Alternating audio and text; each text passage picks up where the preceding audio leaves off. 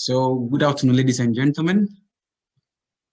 I would like to welcome everybody to today's SPE Ghana technical lecture to be read by our own Mr. Graham Mensa-Wilmot, SPE, who is a CEO and technical director at XCI Drill Technology. And a bit more about him. He has about more than 33 years of experience in drilling application research, downhole tool development, BHA design analysis, drilling mechanics, drilling vibrations, identification and remediations, drilling system compatibility, establishment, and performance drilling improvement. He, until recently, served as Chevron's Max Drill Performance Drilling team lead, having previously worked in engineering, research, and applications positions of increasing responsibility at Smith Technology. Mr. Mensa-Wilmot's performance drilling experience span across deep water, conventional and unconventional assets. He serves on the SPI ADC Drilling Conference Program Committee and the SPE Drilling and Completion Committee. Mr. Mensa-Wilmot has authored 59 technical papers and holds 52 patents. He is an SPE Distinguished Lecturer for the year 2016-2017, which he just mentioned it, and previously served as Drilling Dynamic Performance Drilling Lecturer for the Petroleum Network Education Conference Series. Mr. Mensa-Wilmot serves on the technical board of the SPE Gulf Session, board member of IADD, and a member of JPT Editorial Committee. Proud old boy of Infancy School, he holds an MSc degree in drilling engineering from Romanian Petroleum and Gas University of Ploiești. I hope I got it right, even though I've been there before. Mr. Mensa-Wilmot can be reached at graham@scidrill.com. This is one of the most wonderful bios I've ever read in my entire career. And there have been a lot of news and good news about him. Today, he's going to talk to us on the topic or title, Engineering Opportunities, Challenges, and Adaptation. Permit me to just read through the abstract, even as you are expectant to hear what he has for us today. He writes, engineers are problem solvers, which I believe you all agree, who must always be pushed by creative and innovative outlooks. These expectations, in addition to fueling economic growth in all countries, present numerous career opportunities in every industry. However, it must also be appreciated that career challenges are dissimilar from different engineering professions. Petroleum engineering, whereas gratifying in many respects, presents daunting professional challenges. The swings in the ambivalent relationship depends on the country's economic indicators and the industry's maturity in the country. The situation in Ghana is unique and fraught with extremities of these factors mentioned above.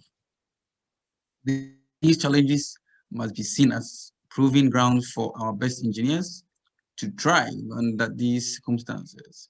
It is better for petroleum engineering professionals in Africa, particularly Ghana, to know and understand how these factors and conditions influence their careers.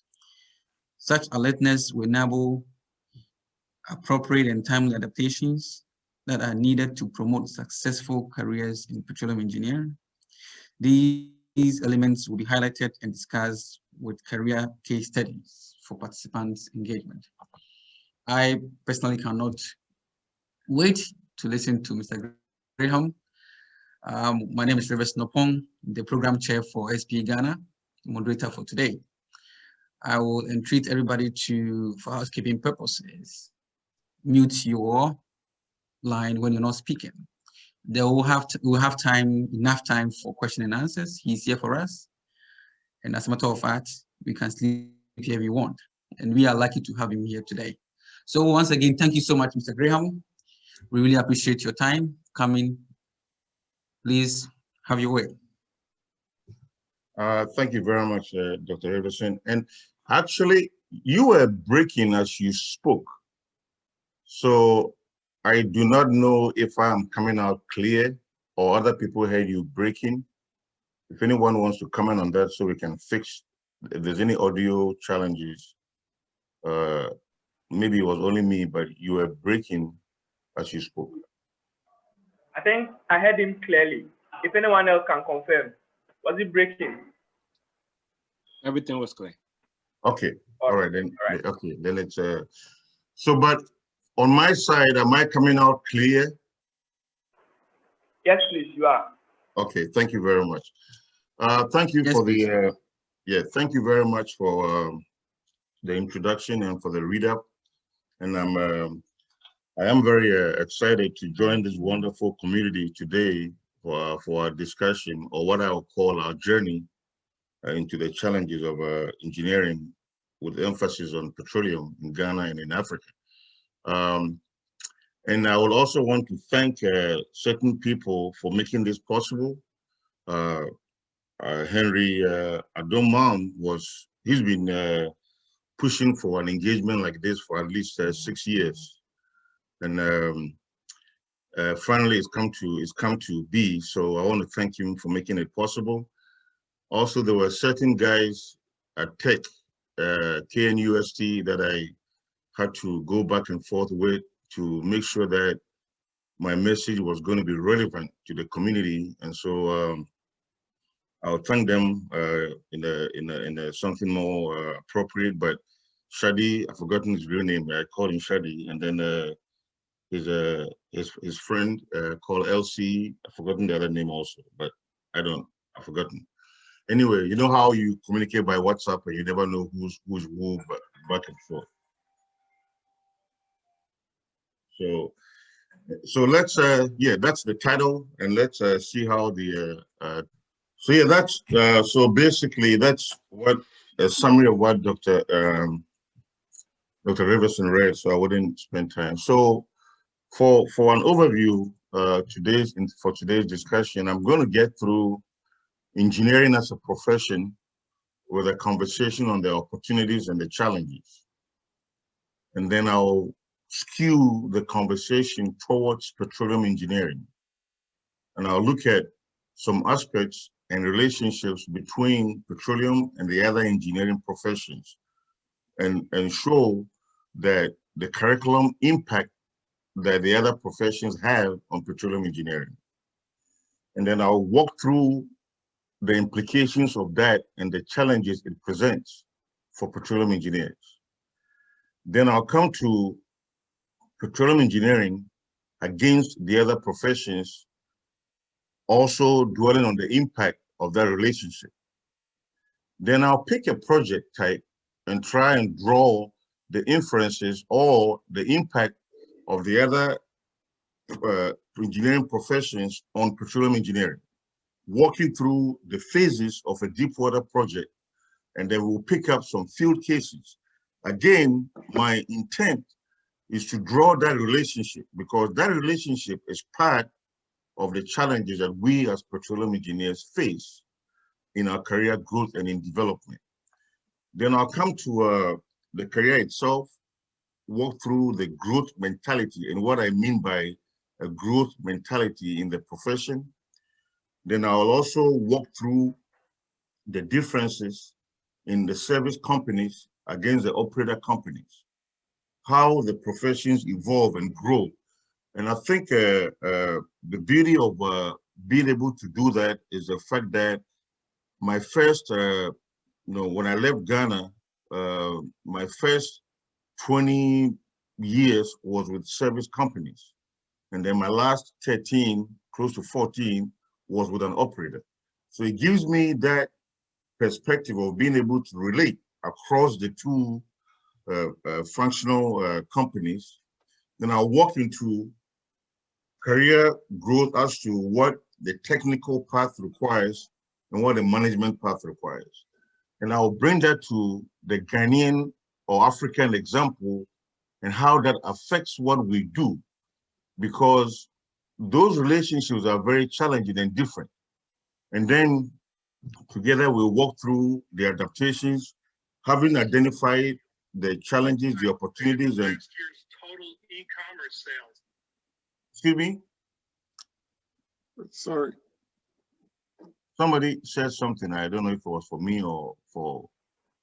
There was an interference. Please go on. Okay.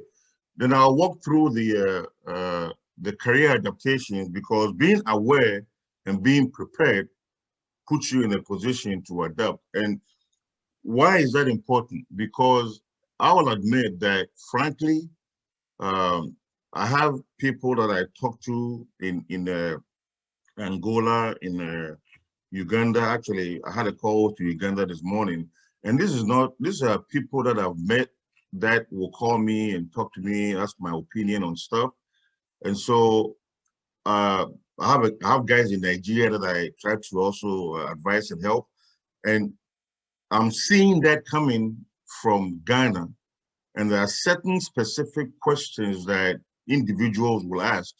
And it all stems from the fact that the preparations and the awareness of the challenges around this profession, I don't believe, from my perspective, have been elaborated clear enough for people to understand. And so that's the key.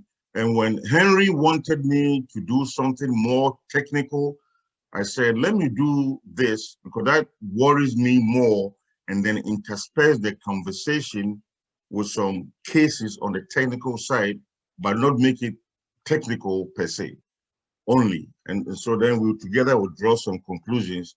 But I'll also say something that in this journey, I've also had the opportunity to engage with Dr. Kaufman. I hope you all know her, the quiz mistress, the national science, and her views on this subject and the journey we are going to go through. I would say I'm borrowing from her, because she's been saying what I'm going to be saying. I'm just going to apply what she's been saying specifically to the challenges of the petroleum engineer. So let's, with that said, let me see. With that said, let's get moving now. Who's controlling the participation, because it's blocking some parts of my slide? James. The participation in what sense, please? The people that are in the meeting is covering part of my slide. Anyway, you can leave it there. I'll read from the bottom side. Okay.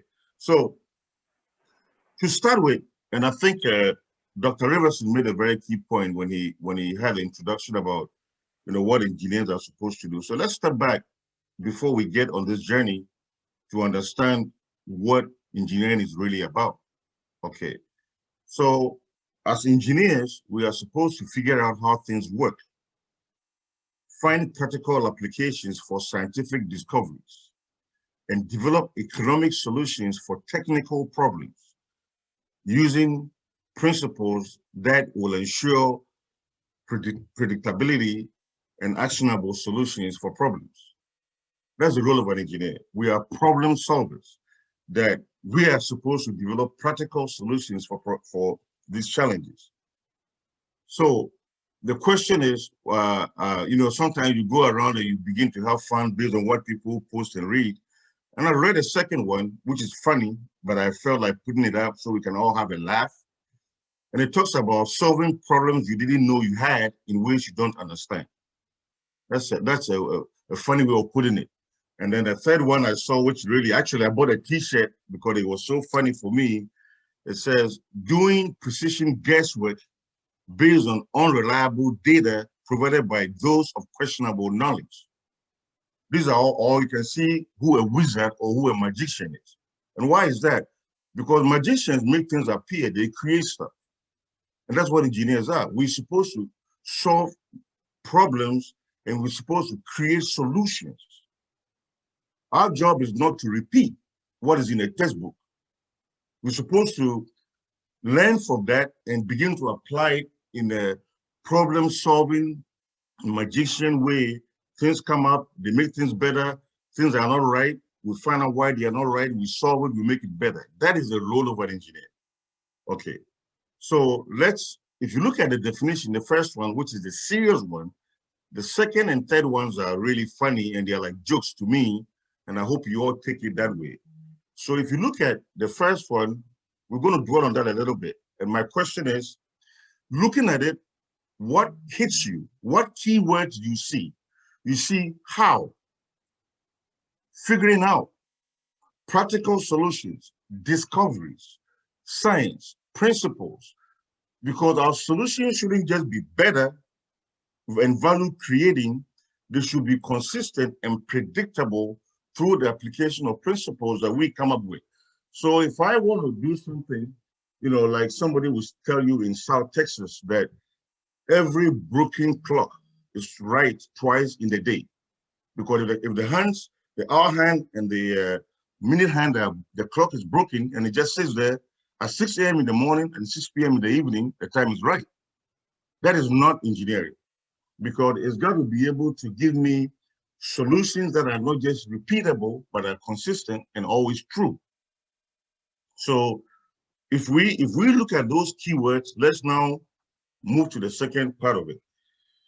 I chose this subject and this conversation because I also realized, having gone through what you all are doing, and I mentioned Fuseni Alassan's name, my very good friend that I would like to have to trace once we finish today. In life, there are comforting lies and also unpleasant truths. And as human beings, it's natural. We want to be told only pleasant things that, I know what the truth is, but tell me the lie that will make me happy. You can't apply that to engineering.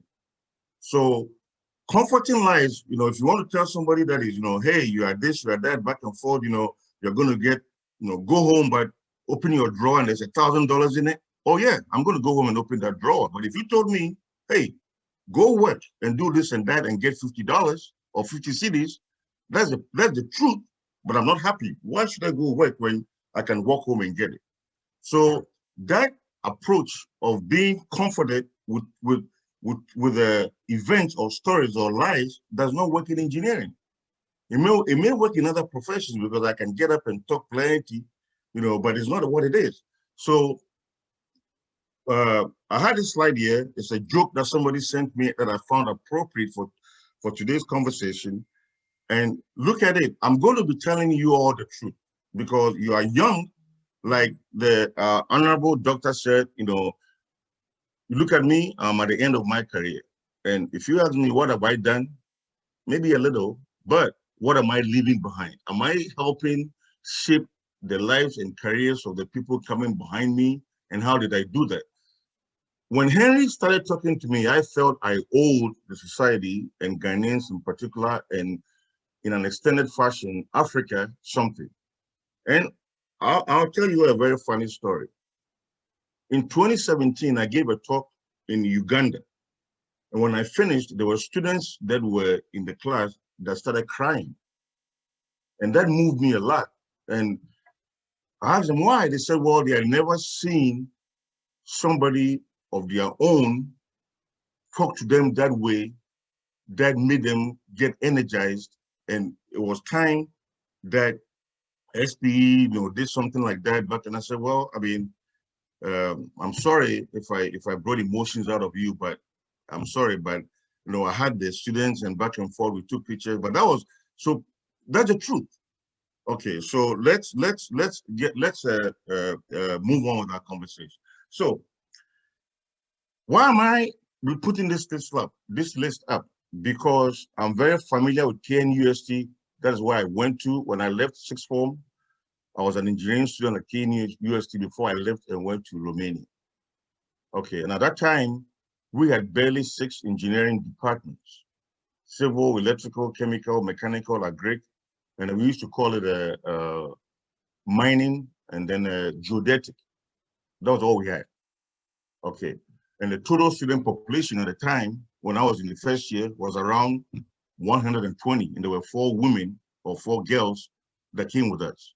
One was Tina Swatson in civil, I've forgotten the other names, and I think there was one in chemical, or that was it. Now, I know, and the whole of, I think mechanical was like 25, chemical was like 12 and something like that, but that was what it was. Was that good? No, too few. Now, we have a lot of departments, and I think the faculty and the university has done a very, very good job in expanding engineering, because that's what it's supposed to be. So you have civil, I won't go through the list. I think you're all aware, and we have petroleum as one of the departments at Tech. So the opportunities are many for an engineer. So let's now together walk through the challenges of an engineer first in Ghana. One, there are very few or no internships.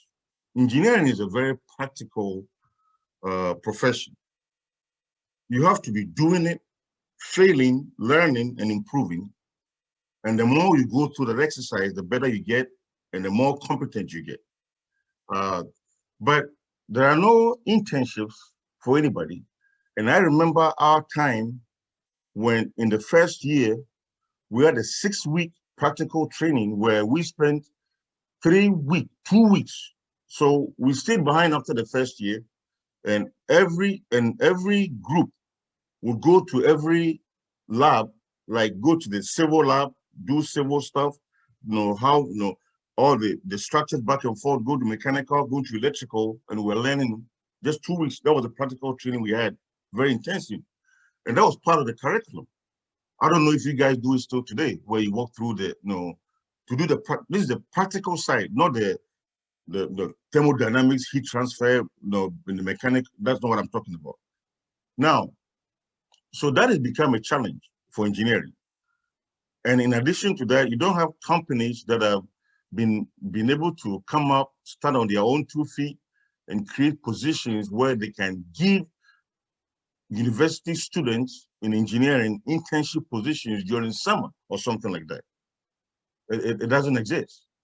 So all you are learning and doing is what you come across or do when you're in school. Okay. Now, societal perceptions. Our society in Africa and in Ghana is such that we don't respect engineers.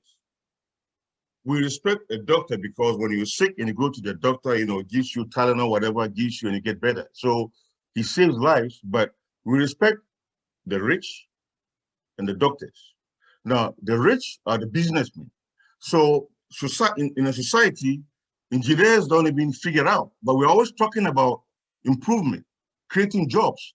So we need to ask the people that make those statements, how do you expect to create jobs which come from creativity and innovation and manufacturing when engineers are not respected?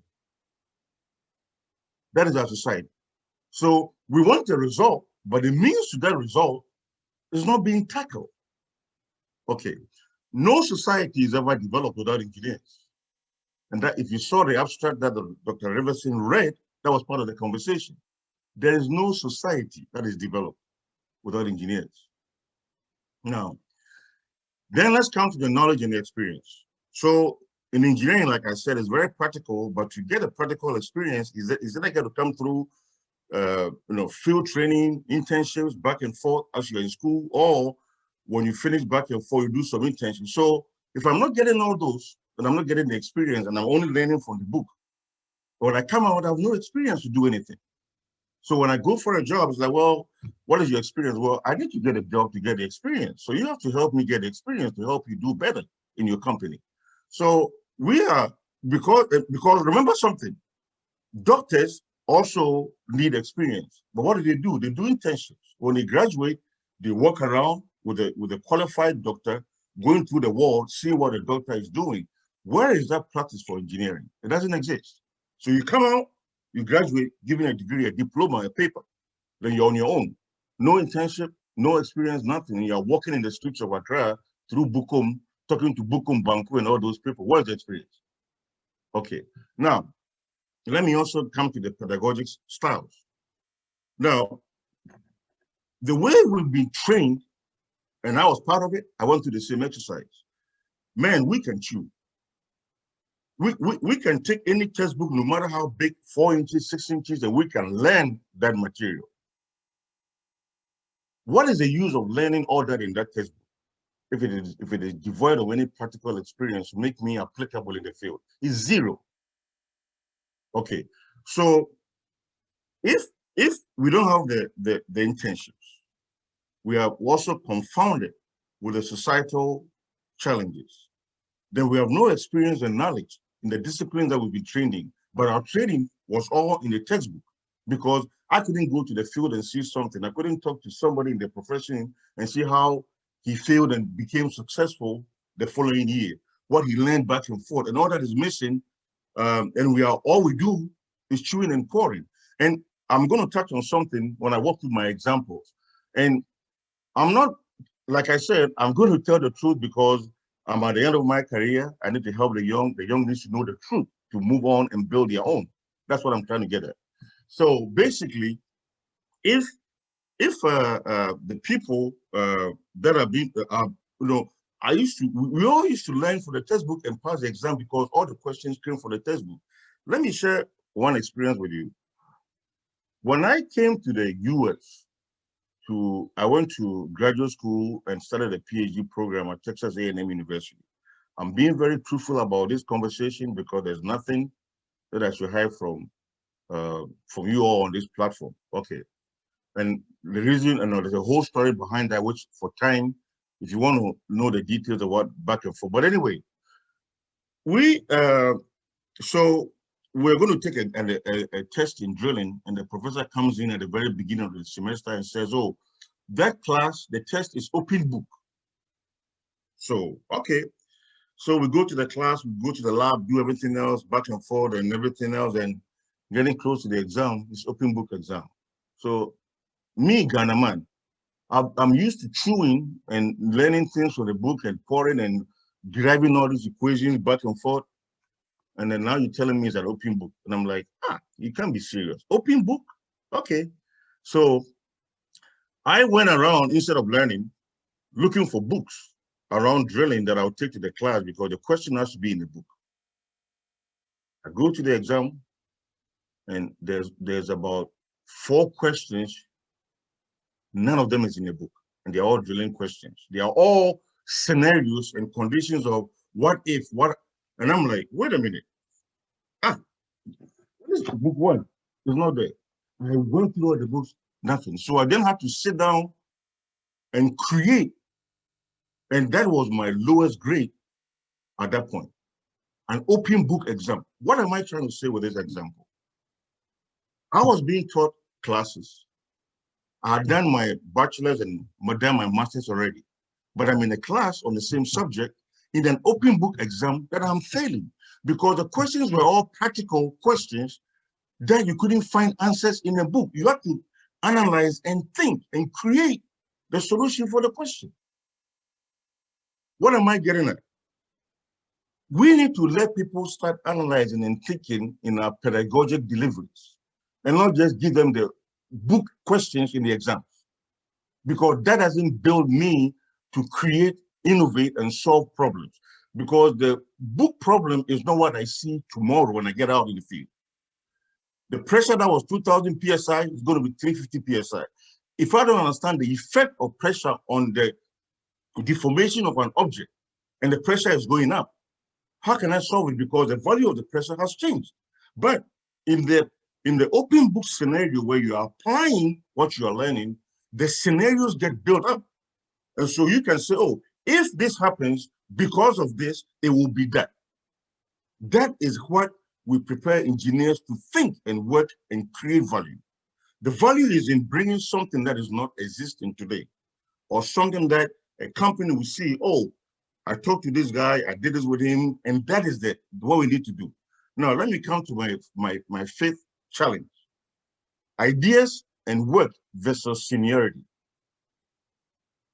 If I am trying to create and I'm coming up with ideas and I'm committed to the work, but my positions are being put under the rug or being kicked back because I'm a junior guy, that doesn't happen in a company or in an establishment that wants to create value, improve, and do new things. It doesn't. But in Africa and in Ghana, seniority rules. Okay, and now, I mean, I can put it in a different way. Our traditions tell us that you need to respect your elderly.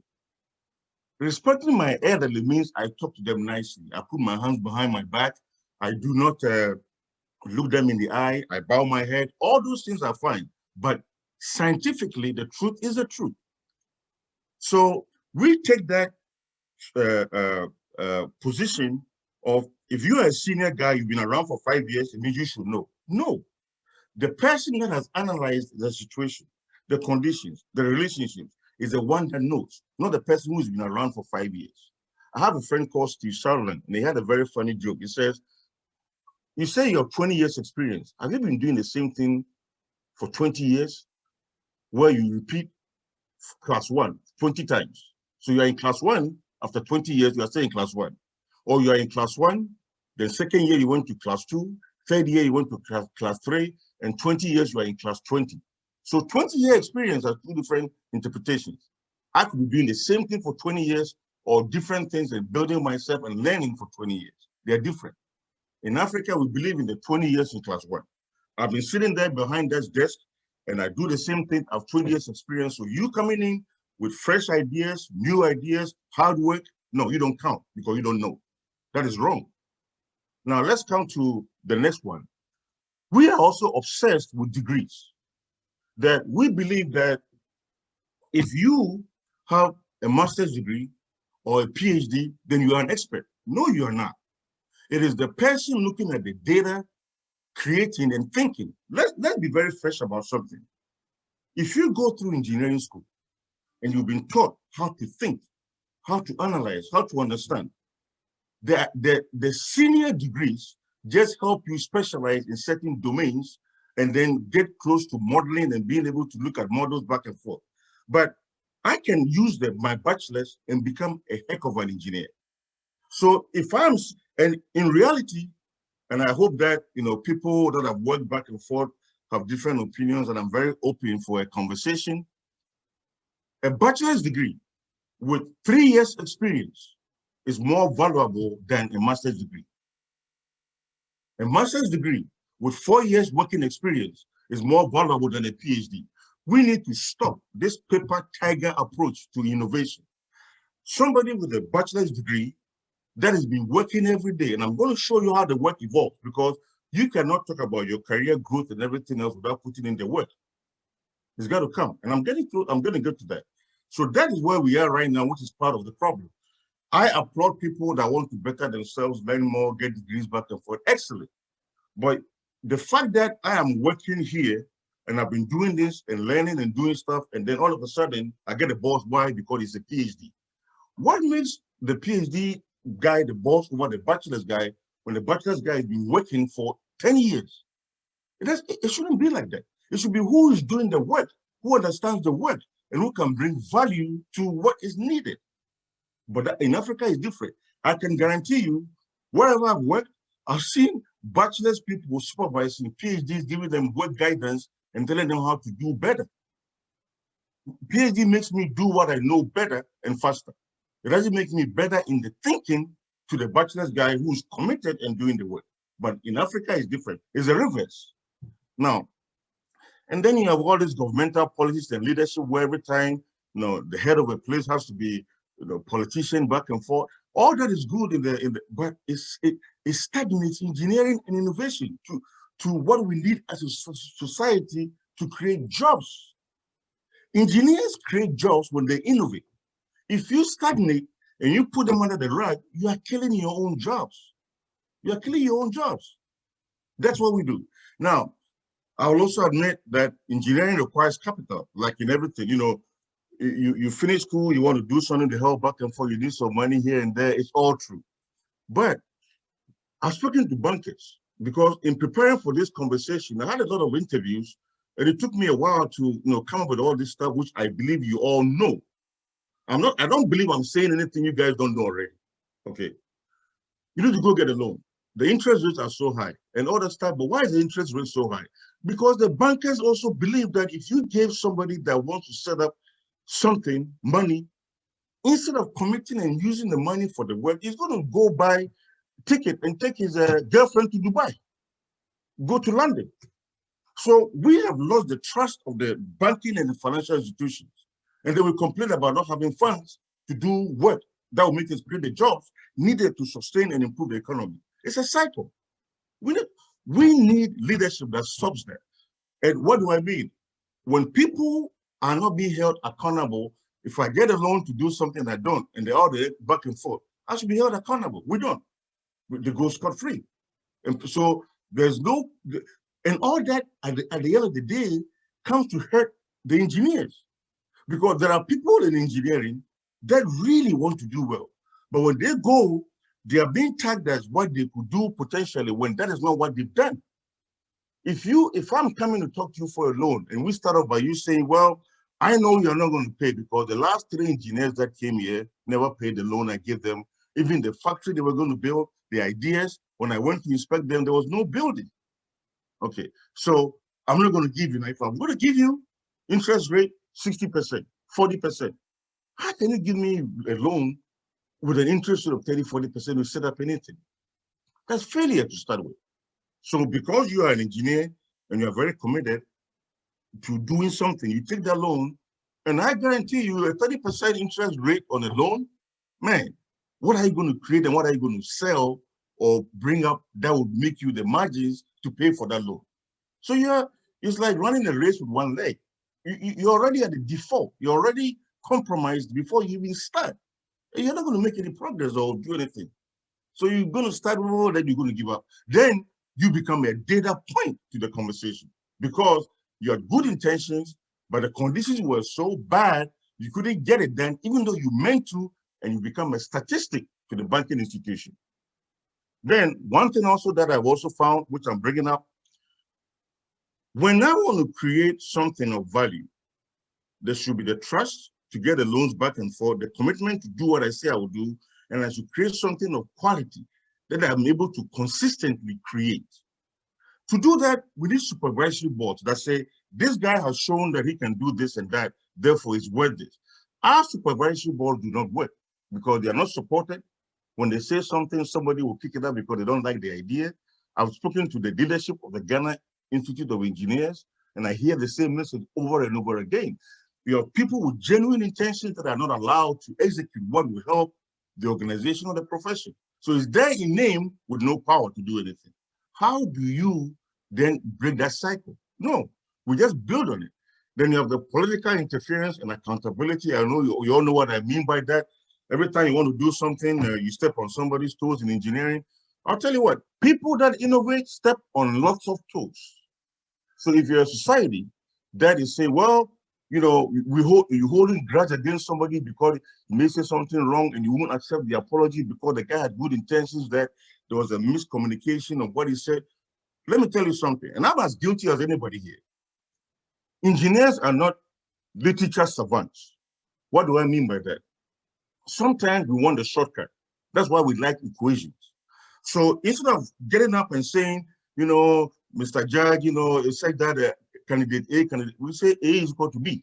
We don't say candidate A was in this house and therefore B came in. We don't have time. So if sometimes I say something because I use fewer words and my intent is genuine and clear, but because I'm using fewer words, the meaning may be misconstrued or different, and you bear me a grudge, and then you begin to look for me wherever I'm trying to prosper and begin to cut my legs. Talk to me. Hey, Graham, why did you say this? And I'll tell you why I said it. You may disagree, we have a conversation.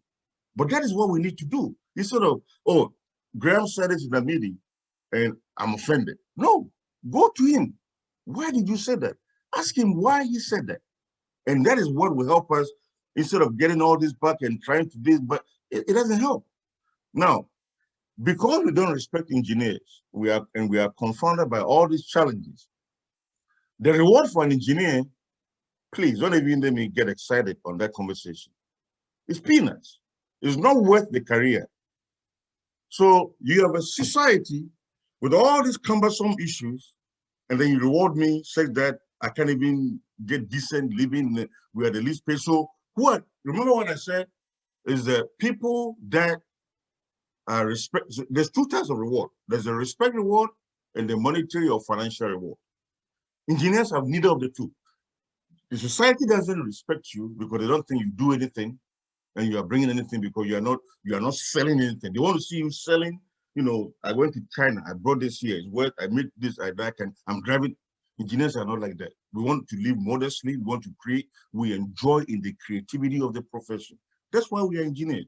But at the same time, I don't want to live on the street. Give me something decent so I can have a life and my wife won't kill me when I go home and I'll do the good job. So if you don't reward me right, and our management style is all based on seniority, not based on creativity and work. And that was something that Dr. Kaufman said in one of her speeches, and I love listening to her and watching her videos. Please do. And she said, you know, you don't reward me right, and you don't respect me. When you expect me to, but you are talking about jobs in your country or your society. Well, turn yourself into a magician and wave a wand for the jobs to appear, because it's not going to come through me. I'm going to go find something to sell like the other people and make the money. And so all the things I've learned, I'll pack it and go sell to make money. We are forcing engineers into that role. Okay. Then if you have a society where with all these cumbersome challenges, there are more engineering jobs in the government than in the private sector. That is not going to sustain itself. Engineers are the people supposed to innovate, make things better, and create the jobs. The government is supposed to make it possible, create policies and stuff that will make it work. And the government shouldn't be the one that employs, all the engineers that come out. No. What are you going to do with them? If I told you what I used to do as a government employee in engineering, you're going to laugh at me. Okay? I used to read newspapers in the office. We'll go in the office, me and Alasan, before we go to the office, we'll buy all the newspapers of the day. And when we go to the office, we'll sit down from 8 a.m. to the 1 p.m. we'll go to lunch. We read all the papers. Asante Kotoko, Accra House of Folk. What happened today? The Great Olympics. That's what we used to do. That's what we used to do. And there was one person, I need to mention his name, Dr. Ofori Powell. He would come and look at us and then he would try and give us work to do. I mean, he was trying his best to get us engaged, do something. But at that time, we enjoyed the papers and the work that he was trying to make us do, because that wasn't the culture. That wasn't the culture. We need to bring that culture of engineers wanting to work because they are engineers and they want to. That is what these challenges bring up. Now, let's take a look at something differently here. I'm showing different engineering professions: chemical engineering, mechanical, civil, geological engineering. And I have II and III circles back and forth. What am I trying to tell you with this slide? Petroleum engineering is a borrowed engineering. It is made up of all the different engineering professions. So when you have a petroleum engineer, and if you get into what I ended up doing, which became drilling, you are basically a mechanical engineer. When you push petroleum engineering into drilling to the highest level, you become a mechanical engineer. Okay, and I'll show you why. And you have the civil aspects in it, you have the chemical aspects in it. You're going to get into the fluids back and forth, the chemistry, the material. So it's all that. Now, what does that mean? If you have a profession that is borrowed, which is an intersection of all the other core strong engineering groups, that's what petroleum engineering is. So 80% of what we are taught in even our core disciplines are alterations of specific subjects in either mechanical, civil, chemical, electrical, or something. That's what petroleum engineering ends up being, or geological engineering, or geophysics. That's what it becomes. There's a very serious implication of what that means to our profession. So if you look at operators and service companies in terms of what opportunities exist, okay, you have a drilling engineer, you have a completions, production, reservoir, facilities. Some are in research, engineering, other engineering roles are possible. Then you have the MWD, LWD, wireline, logging, HSE, geomechanics, GNG. Then you have subject matter experts, several other disciplines in that domain. And you have also the management and leadership roles as well. And I'm going to put in there sometimes when you go into the service side, you have sales engineers or applications engineers that go out and meet operating companies and engage them in engineering conversations, but they are all coming from what I call the sales, but it's different type of sales, which we are going to get into briefly. Now, why am I putting this up? Because realistically, these professions that the oil and gas industry presents can be attacked by anybody with an engineering degree to some extent, because petroleum engineering is a borrowed science. That's what it means. So if I want a drilling engineer or a completions engineer, and they are dealing with the objects, tools, back and forth, trying to build, understand them, how it works back and forth, I can get a mechanical engineer and train to do that work. So when we come out with a petroleum engineering degree, we need to recognize that we have an advantage.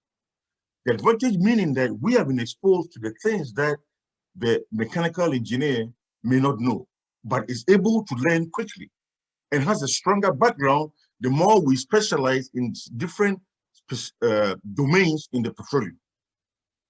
So we need to be watchful and mindful of that relationship and use that to advantage. And I'm going to get into where that advantage comes in, because we need to protect ourselves because we are under assault. Those guys, I'll tell you frankly, I know more electrical, chemical, and mechanical drilling engineers than I know petroleum engineers as drilling engineers. And that is the truth in my profession. I've come across more mechanical engineers and civil and chemical and electrical as drilling engineers in oil and gas companies than petroleum engineers. That's the truth. So if you're a petroleum engineer, because there's a lady that wrote me an email or WhatsApp and said, I finished, tech. I'm a petroleum engineer. I want to get into drilling. I have no job for 6 years. What do I do? Okay. And I hope she's on this meeting because I told her I'm meeting with the team. So please try and watch what I'm going to present. That is a challenge. So today, I hope that if she's here, I've forgotten the name, and she's listening to what I'm saying, she will pick up how to build that strength and advantage that she has. So in interviews, she can make that advantage stand out against the mechanical, civil, and electrical thieves that are trying to steal our jobs from petroleum. I'm saying thieves in a very nice way. I don't mean they are thieves, okay? Thieves, as you know what I mean. Okay, now, having said that and established the relationships, let's come to petroleum engineering itself. So all the things I talked about for the engineering profession and the challenges, all the stuff, all apply. In addition to that, these are the additional challenges of a petroleum engineer. One, it's a very young industry in Ghana, very young. Two, it is very capital intensive. It's not like somebody wanting to finish in a electrical engineer, want to set up an electrical shop, some computers or whatever, write some code. 2 or 3 people get up together, and I know a bunch of them in Ghana today. I talked to them that are doing that kind of work. You get a little bit capital back and forth, $20,000 or whatever, you're starting. You can't do that with petroleum or anything there. It's more capital intensive. So let's go back. If you don't have the experience and the know-how which is required, and it's a profession that is capital intensive, and you know that for any startup, your very first few years are always struggles, challenges, things that you didn't anticipate that become difficult for you. How would you survive it? And because it's young, there are fewer opportunities because it's young.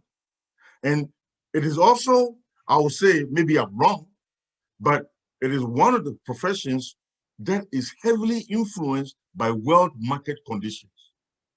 It's not just, a mechanical engineer working at Lloyd or somewhere else, going to work back and forth, designing stuff, doesn't get up today and then tomorrow there's his business is up. No, but that can happen to a petroleum person that is trying to get into business or the companies we work for. Because tomorrow, if something happens back and forth market, or somebody does something, boom, we're in trouble. So, 3, the geomarket, look at what the COVID has done to our industry. I don't believe it's done the same to all the different industries that didn't have to go out in the field and do all the stuff. It's different. And look at the geopolitical implications. You have 2 countries here disagreeing on something, boom. It's like when they say when 2 elephants fight, the grass is in trouble. We are the grass. So any little perturbation disturbance, boom, we're in trouble. And then, to tell the truth, I've been following these local content initiatives back and forth, and I don't understand A from Z. When I'm told that I need to project my anticipated revenue so I can be taxed on my projection, as against a body that is supposed to promote local content, telling me what the opportunities are and how I can get something based on my experience and knowledge. We have the cart before the horse. I shouldn't be telling that body what the opportunities are for me. This should be telling me, oh, you have this experience and you can do this, and therefore these are the opportunities, come and show us this. But no, they want me to show them my projected revenue based on what? But that's what we have in Ghana. Based on what? So how can somebody with the intent even worry and want to go through all these challenges? It's not attractive. So there are people doing this, and people in our society with the background should tell them. But again, like I said, you are not careful, you say something and you become blackboard and something back and forth. Hey, me and the doctor that spoke, I've forgotten his name, I need to get it. Sometimes when you get old as I am with the profession, you need to, and you want to help young people, tell them the truth, that is what it is. Okay. And again, because of what I've said about the political back and forth, the activity swings. The reward risk swings for petroleum engineering is the biggest in any engineering profession. When it is good, it is very good. When it is bad, it is very bad. And you can go from very good today to very bad tomorrow in 2 weeks, 1 week, in a month. That's what it is. So you are in a high risk, high reward environment with all these challenges behind your back. And we need to be aware of what it means so we can adapt and work to make ourselves productive, effective, and we can maintain our careers. And in the middle of all that, remember what I said earlier, that our discipline is a borrowed science because of the intersection and overlap of all the other engineering functions that contribute to what we do and learn. Now, let's look at this slide. This is one of the institutions, and I believe you all will know which one. I'm not going to mention the name, but this is an institution in Ghana. And I've listed the petroleum engineering intake in level 1. 275 engineers in level 1. There's 74 in level 4. And there are 2 other professions that I've listed there. I just chose 2. And you can ask, why I chose those 2. There's a reason, but I'm not going to get to that. But those 2 have those numbers as well. This is just one institution. So you ask yourself, how many other institutions in Ghana are offering petroleum engineering, and what is the intake, and how many other engineering disciplines are offered by these institutions? And then you ask yourself again, what other different disciplines are offered by the other institutions? This is reality. So you sit back and you say, with all these challenges, this is what is happening. Now, what is the implication of all that? I believe you all understand what I'm getting to.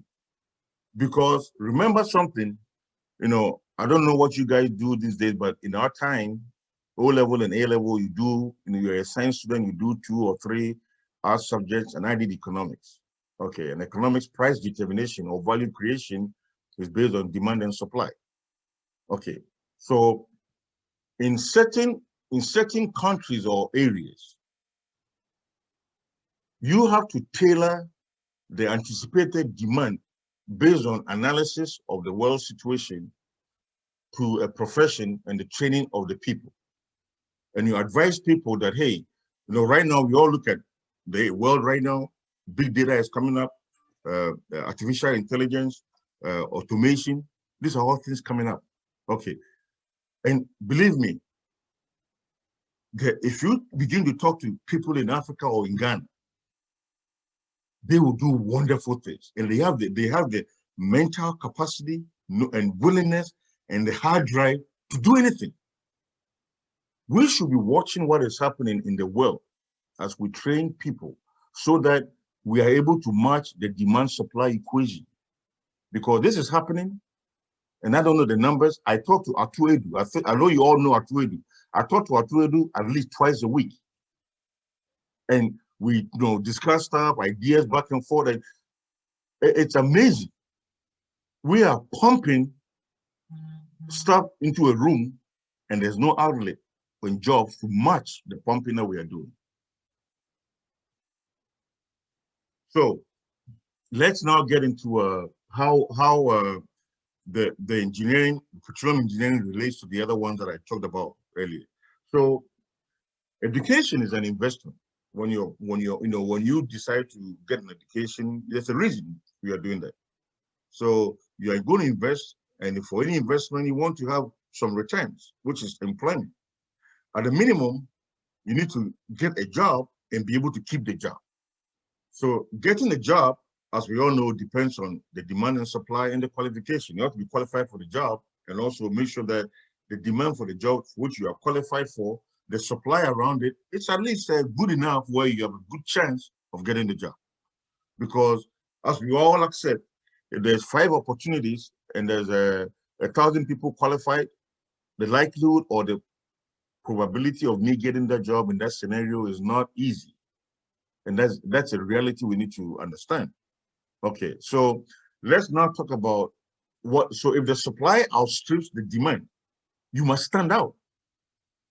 So basically, if the supply is outstripping the demand, then the people that are going to get a job must stand out, or they must know the challenges and be prepared to adapt.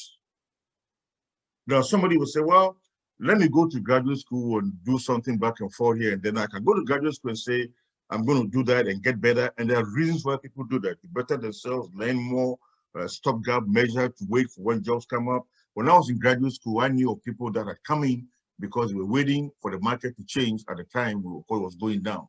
All the different reasons, all true, very meaningful, very valid. Now, what I will say is that should always be an alternative. There should be a reason. And I want people to not just get into that. Talk to people with that background and time all this stuff and know what you should do. Whether the graduate school that you want to go to should be in what, to do what, back and forth. Okay, it shouldn't just be, I want to go do something in graduate school. Because remember, it's an investment that you are hoping will bring you returns. Now, how do you keep a job? Once you've gotten the job, you must create value. And we're going to talk about the value creation that helps you retain the job. So value creation ensures professional longevity. If you get a job, because some people are very good interviewers, some people write very good resumes, but you see very shortly that you can get a job, but if you don't do what is needed to keep it, then, which is creating value, then the retention of that job becomes dicey. And remember what we talked about earlier, all the challenges around the petroleum engineering profession are in place. So let's now fall back to slide 8 and move on. So we have borrowed science, and let's accept that every school gives you core classes to graduate everywhere.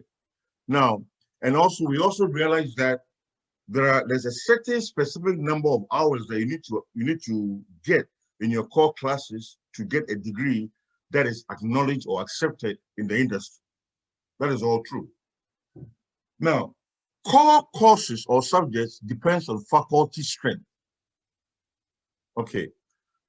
And please take what I'm saying here, and if you want any further clarification, you can hit me up or call me back and forth. It doesn't matter. So long as you are calling me and it relates to your career growth and development, and we're not going to talk about politics and all that crap, I'm willing to engage to some limit. Okay. Now, because I really lavish and want to be a mentor and help people become better and to do the things that I couldn't do better, do it the best way possible. So let's look at 3 conversations here. Some petroleum engineering departments are stronger in reservoir engineering. Some are stronger in drilling, and some are stronger in production.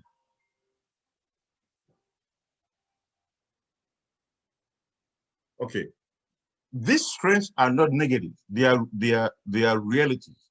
Let me give you an example. Everybody in the US knows that if you want a real person like in production, well testing back and forth, at the time, around 1988, the best university to go to for that training is Texas A&M University, College Station, because they had professors, Holditch, Dr. Lee, that were so good, wrote all the textbooks and back and forth that if that was your strength or what you wanted to do, that's where you went. Also, if you wanted to do drilling, LSU had professors, Dr. Smith, Bougon, all those guys were from LSU, Louisiana State University. And so, and if you wanted to do reservoir, you go to Stanford. Because although, remember what I said earlier, there are so many disciplines within petroleum engineering, production, completion, back and forth, and you can't cover all of them and be strong in all of them at the same time in any university in the world. It's impossible. Therefore, if you want to evolve and learn, and you're in a school and you know your school's strength is in this. For example, if you ask me, from what I've seen, I've gone through all the faculty strengths back and forth of all the universities in Ghana and have an idea personally from my own knowledge. Now, if I can do that, I guarantee you the people that are coming to Ghana to recruit and hire are doing it. They know that if they go to KNUST, the students that are graduating are very strong in this.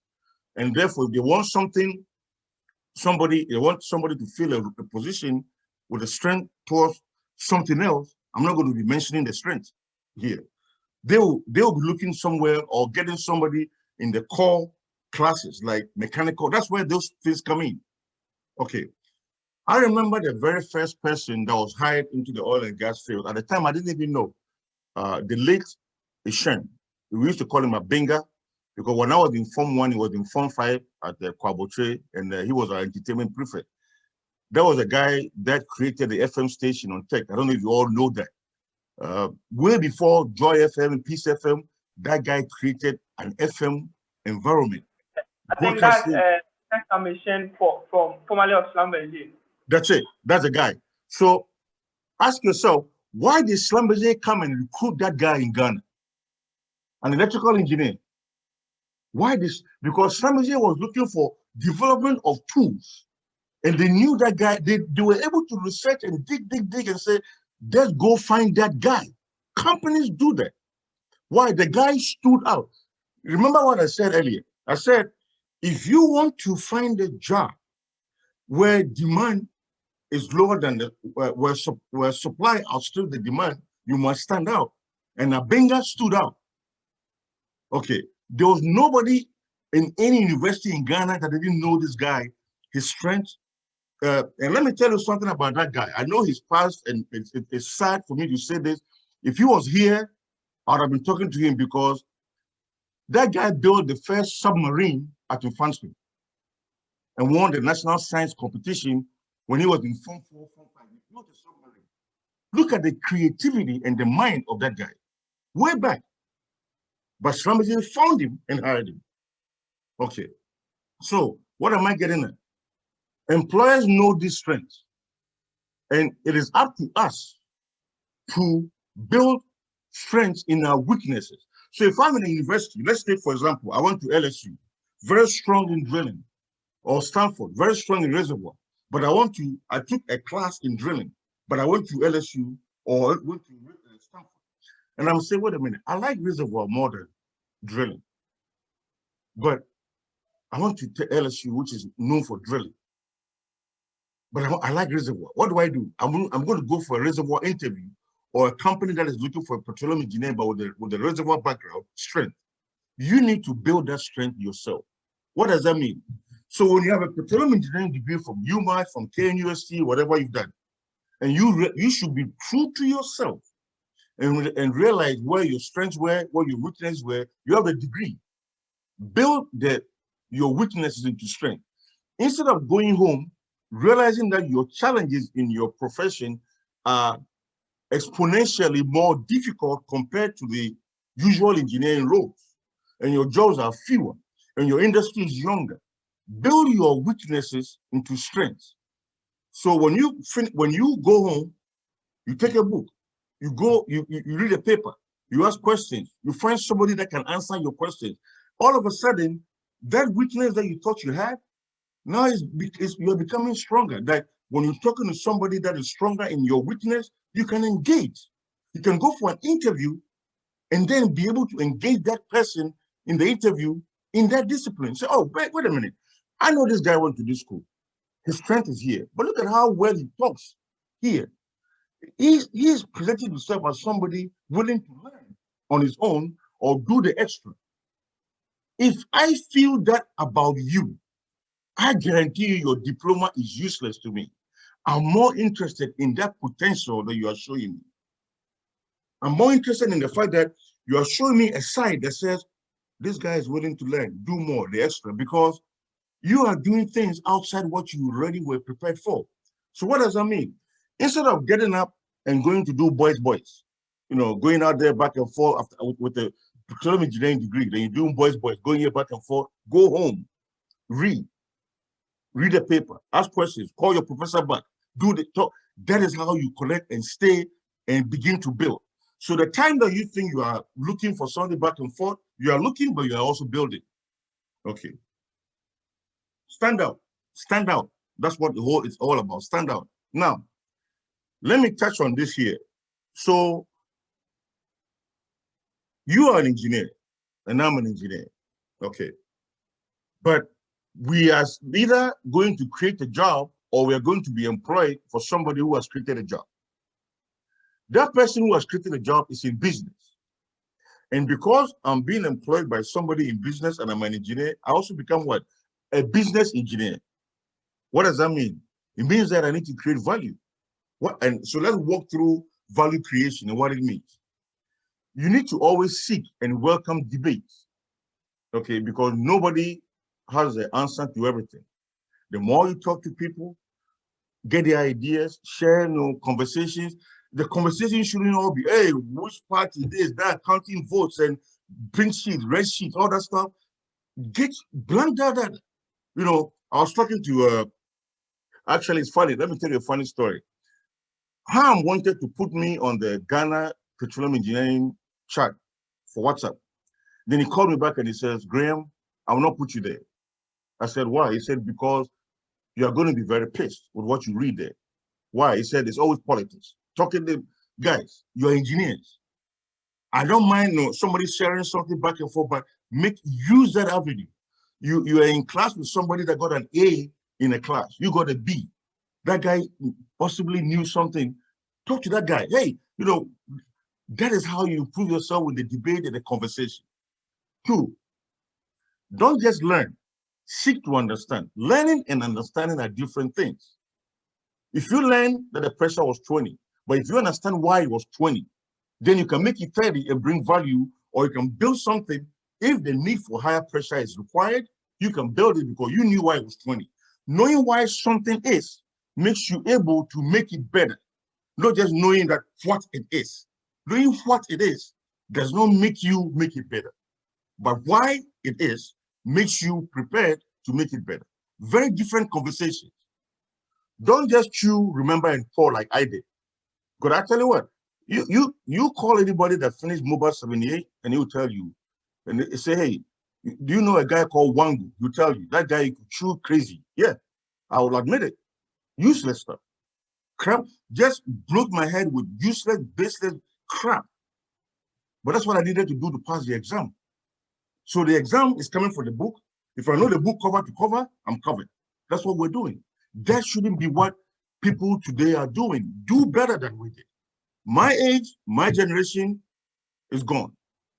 We cannot create, we can advise, consult back and forth, but the value creation, the energy back and forth is with you. You are the people to take us forward, not us. Okay? So Dr. Kaufman, I hope you know her, Dr. Elsie Efa Kaufman. Listen to her. She makes a lot of sense. Listen to her. She gave a TED talk. I went on YouTube. I started looking for her videos, her interview. No matter where she's at, whether on a TV show, back and forth, her message is the same. Engineers must create value. Allow them to think. Allow them to create. Help them put their ideas into reality. Help is always what she's been saying. She needs help. But she can't be let down, because if people begin to take chances on us, you the young, you can't let her down because she went and said that and the job came and somebody took the money and went to Dubai and bought a Mercedes. That's what we do. Buy a house at East Legon or Trasaco. That's what we do. We got to stop that. Create value and create jobs. So we have to stop the true poor forget. We have to think, analyze, question, innovate, and bring value. We need to create value. Now, there is also the question of data against information. Data and information are different things. They're not the same. You know, somebody says, well, I have data here and I'm plotting this Excel sheet, pie chart back and forth. That is all data. Sometimes we think that when we represent data in different formats, in bar chart, pie charts, but no, it's still the same data. Maybe my boss wants to see the data in numbers. Sometimes he wants to see it in a pie chart, sometimes in bar chart. It's all data. What is the information? Information is what is behind the data. Is the reason the data is what it is. It is the reason why the pressure is 20 psi. That is the information. It's not the value or the 20 psi pressure that you were talking about. That's not that's the data. The information is, why is that number 20 and not 30? Why is that number 20 and not 10? That is the confirmation about the information. Let me give you guys an example here. You know, in Ghana, around Christmas, there's a lot of accidents, right? If you watch accidents in Ghana from like 15 December up to like 15 January, plot the accident chart in Ghana, it goes way up. And then our traditional people will start talking, oh, all the ghosts, all our ancestors are coming in, they are awake now, they are calling people to come and join them, all that is crap. Has anybody sat down to understand why we have accidents, more accidents around Christmas, then we have to go and start chanting and all the stuff there? It's very simple. Why is that? Around Christmas, drivers in different towns, in Sawam and all those places, even some come from Kumasi and Ho, Sugakope, whatever, Bekwai, they come to Accra. Because people that are coming to Ghana, there's going to be more business for them in Accra. So they'll come to Accra or they go to Kumasi if they are around Obuasi, Joso, whatever it is. By the way, don't hold me for the cities I'm mentioning because I don't even know where they mean. I know where Obuasi is. Okay. They come to Accra. These guys are used to driving on 2-lane streets or roads where there's about maybe 20 or 30 cars in 30 minutes plying that road. So, and their brakes may not be working. But because they're on a road with fewer traffic and cars, the fact that the likelihood of them getting into an accident is very low. They come to Accra. All these overheads and park here, back there, forward, they are not used to it, but they come to make money because that's Christmas time. So when they come, and if their brakes were 40, their headlights or the traffic light or so, they don't even know where Accra. When I come to Accra these days, I don't drive. Why? I can only drive from Tema to Accra Mall. Because if you take me to the airport, if you take me past that other side, the roads are so new and all over the place, I can't even tell which one is going where. So it's better for me to be driven or get Uber or something to go quicker. If I drive, I'll be late. Now, you have all this influx of people coming in with all these cars defaulting, not knowing, and instead of putting policies in place to know that if they are going to come, these are the rules they need to follow, check. No, they come in and drive and all the accidents go up, brakes, and then we start saying, oh, the dead people are coming to take their cars. What nonsense is that? The data is there that the accident deaths increase around Christmas. The reason, the information is there, but we are not spending, so you can't fix the problem. So every year, the same thing happens. Take our floods. Why are we always flooding? I bet you there are civil engineers that can do wonders. If you give this project to Ghanaian engineers, they'll fix it. But no, every year we'll flood. I have a friend that is always flooded. The slightest rain in Accra, flood. People build how, anyway, let me not go there. So let's not use data. Let's not make decisions from data. We need to understand the data and make decisions from the information in the data. That's how we solve a problem. Now, one more thing. that I want to stress. If you want to stand out and be very effective at what you do, you don't build consensus in science or engineering. You don't come up with a good idea that you believe you've done all the work. You analyze your data, you have the information, you believe that it should be A, but everybody around you thinks it's B. Then you say, oh, well, because the thing is B, I think I'm wrong. No. What Abenga used to do, I guarantee you, nobody thought he was going to be successful. But he believed in what he was doing, and he went ahead and did it. And it always worked. Consensus is irrelevant in science.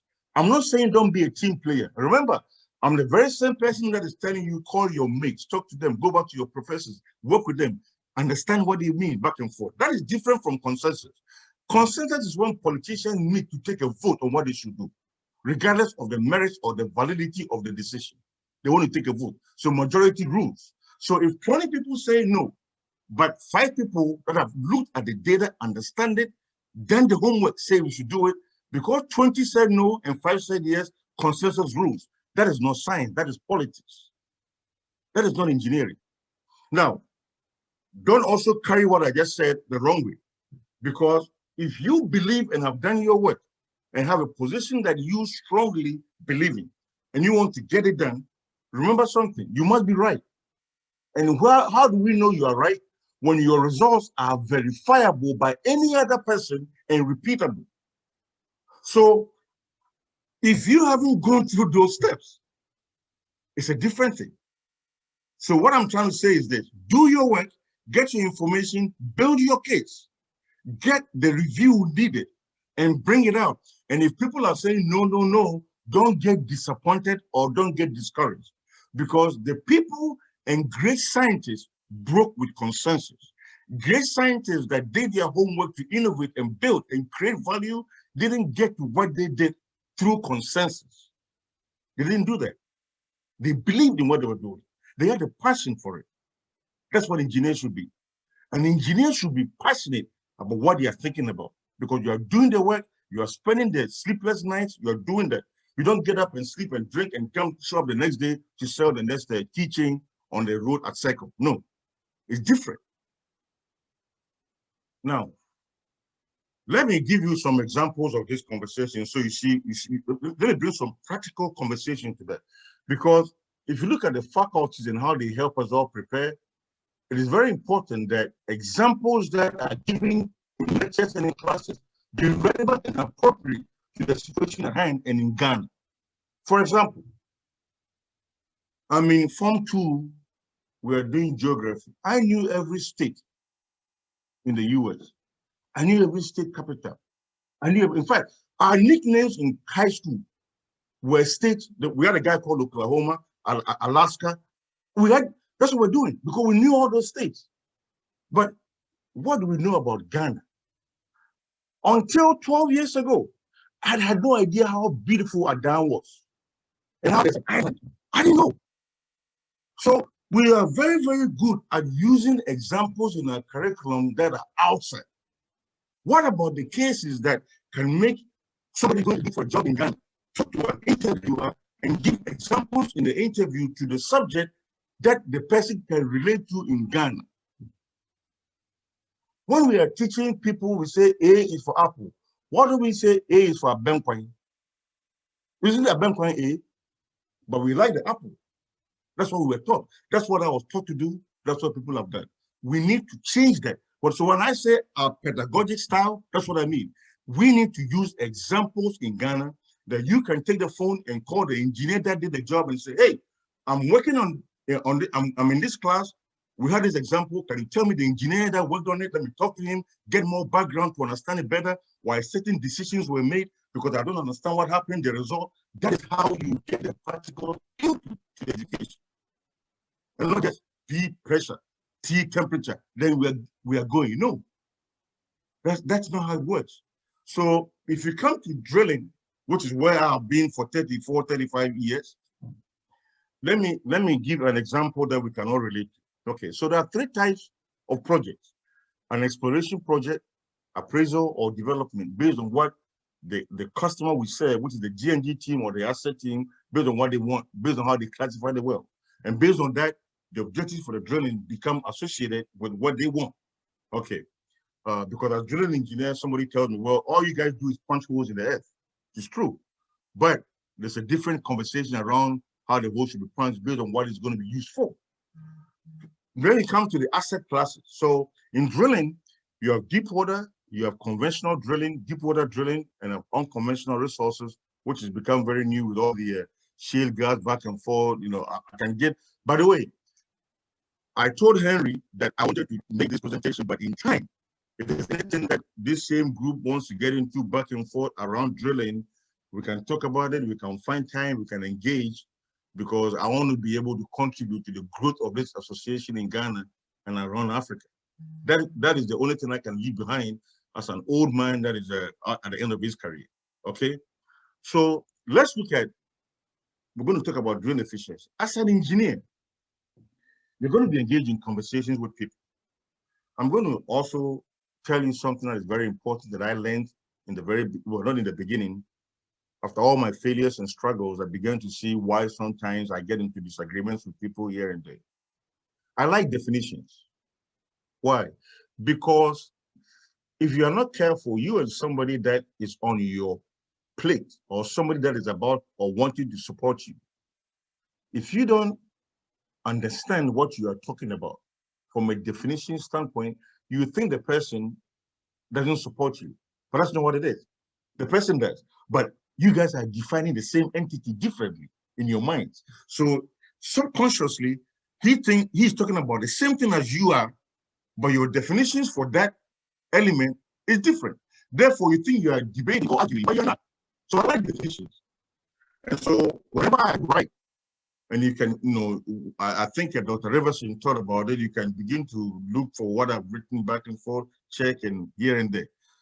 But you see that I like defining stuff to get people to see and to challenge what I'm saying back and forth. I give them that opportunity through a definition. So for this conversation, I've defined drilling efficiency. Now, if you have 20 people to define what efficiency is, you get 20 different definitions. And in fact, about 2 weeks ago, I wrote something on LinkedIn because I felt that our drive as an industry to automation, which is very good, has to be built on an agreed upon definition of what efficiency is. Because you can't begin to automate something when you don't know what the ultimate objective or intent is, or you're automating the process. You know what is the result you want. So I put it out there and say, hey, industry, let's talk about this and have a position, and then let's work through the challenges of the definition. So how do I, Graham, define drilling efficiency? Is the safe construction and timely delivery of a usable wellbore while achieving operational requirements needed to establish the lowest cost imprint. That's my definition. You won't find this in any textbook of drilling, but that's my definition. And so when I do that, and I'm going to talk to you, I put it down, I said, I'll tell you, hey, this is my definition of efficiency. We are going to talk about efficiency, right? But this is my definition of it. Because if I know that, then we can have the conversation. So we look at the definition I put out.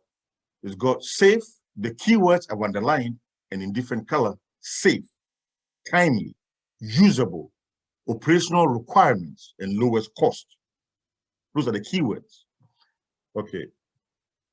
Now, so for a deep water project, by the way, I mentioned 3 asset classes: deep water, conventional, and unconventional resources. So I'm going to take just deep water and just rush very quickly through the steps. And from a drilling standpoint, to just highlight the conversation I've been trying to build to this point. So there are different projects. I mentioned exploration, appraisal and development. And you have 2 groups. You have the G&G group that owns the well that is supposed to be drilled, and then the D&C group that is going to deliver the well for the G&G group. That's the relationship. So basically, and as you can see, their intents are different, but it's a teamwork. But we are going to do different things, but to get to the same team, and we have an owner that we need to serve. Okay, so you start on a deep water project. You do your offset analysis, identify and evaluate your shallow hazards. Be careful, watch your pore pressure, fracture gradient, mud weight profiles back and forth. Then you have, and for a deep water project, you also have to be watchful of your ECD and margins, you know, for obvious reasons. And you come to your casing program, and then you have your drilling system design. Why do I have that in blue? Because that has been my specialty for the past, 33, 34 years. Okay. So now, but do I know a little bit, maybe, you know, to class 1, class 2 level around all the other stuff? Yeah. But when it comes to what I have in blue, that is where I'm going to stand out. That's where I'm going to be the thinker of that conversation. Okay. And I own that. So you go to the casing depth, it's part of it, you know, it will also affect what I do in the blue. All the other stuff are going to affect what I do in the blue. But I'm just showing you the process. Then you determine the depth, the cementing program, the drill string, the landing string, the drilling fluids, equipment and procurement, rig selection, peer reviews, blah, blah, blah, and all that stuff. So that I have to go through all that in a deep water project, and maybe and more also.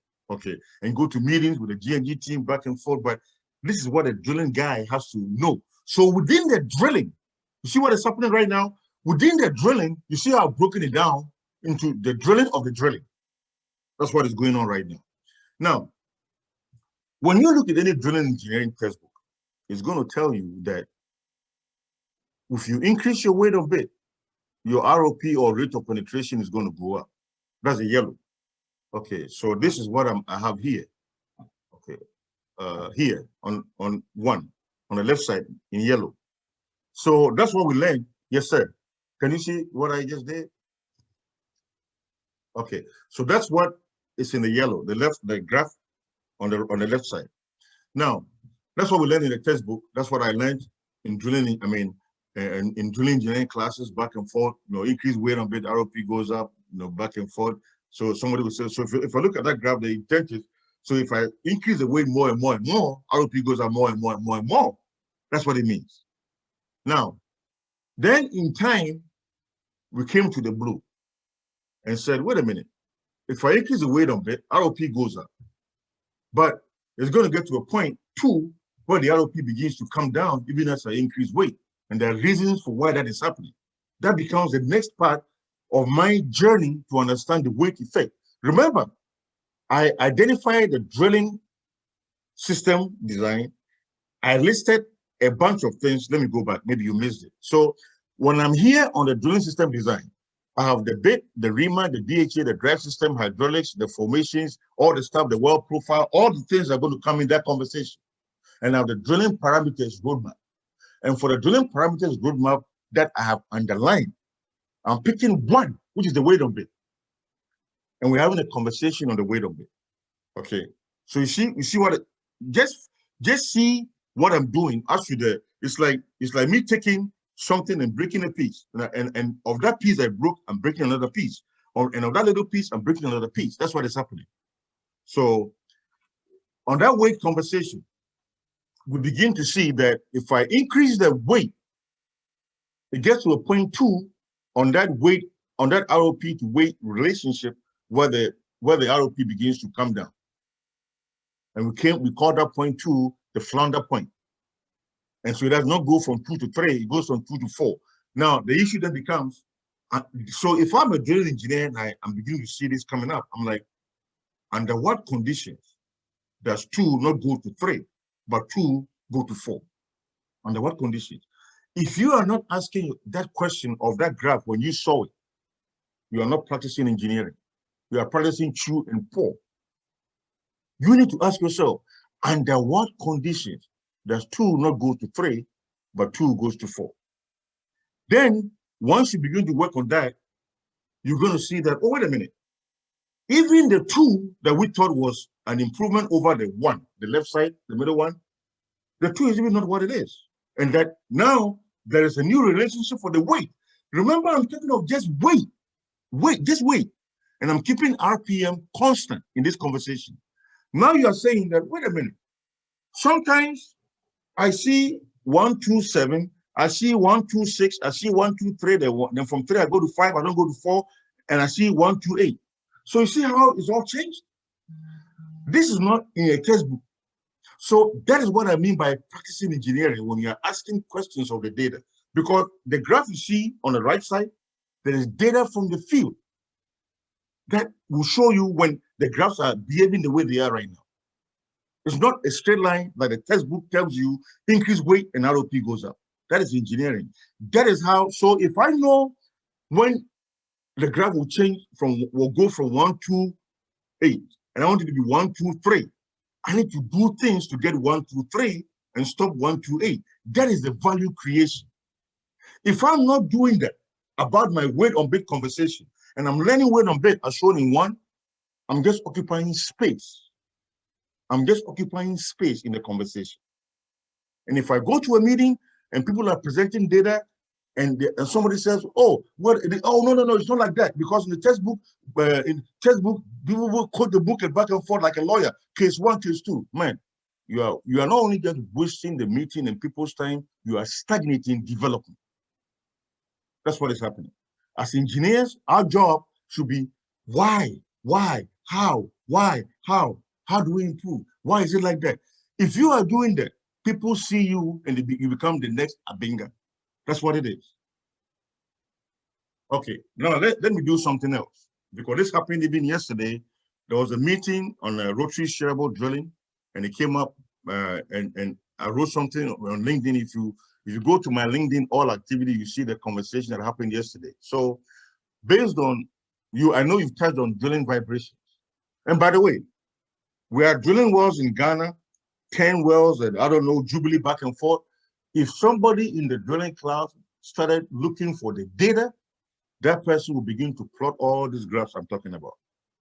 And if that data is being used to teach the weight on bid to ROP relationship in the class, when an interviewer or a company is coming to hire, and you begin to talk to the person, I want somebody to help me with application or drilling back and forth. We're doing this project here back and oh yeah, I've been watching the project. I spoke to this engineer on the project. You know, on this well, the weight on bid relation.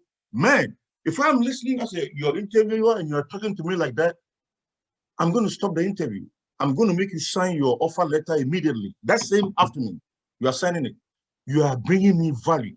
But if you came there and you are telling me about graph 1, how you learned in the textbook, I'm not going to even, look, I won't call you back. I won't talk to you. I don't need you. I don't need people that are going to tell me what is in the textbook. Now every textbook is online. Why are you telling me what is in the textbook? Apply what is in the textbook, like Dr. Kaufman said. Apply what is in the textbook. Find the instances, the problems, the issues, relate to them, explain them, bring the value. That is what we should do to stand out. Now, let me talk about vibrations briefly. So, you know, in drilling, there's vibrations. No matter what you do, no matter what drill string, BHA, bed, whatever you do, you're going to get vibration. The issue with vibrations is learning to either delay their initiation or learning to live with them at lower levels or learning to mitigate them to some degree when they happen. But there's going to be vibration. What is important in this conversation is to be able to identify the particular vibration mode. And once you do, you are not done yet. It's then to go find out what the source of the vibration is.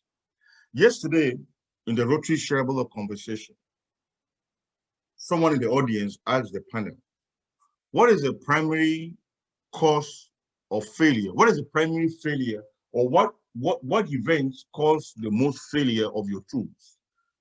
One of the guys in the meeting said vibrations.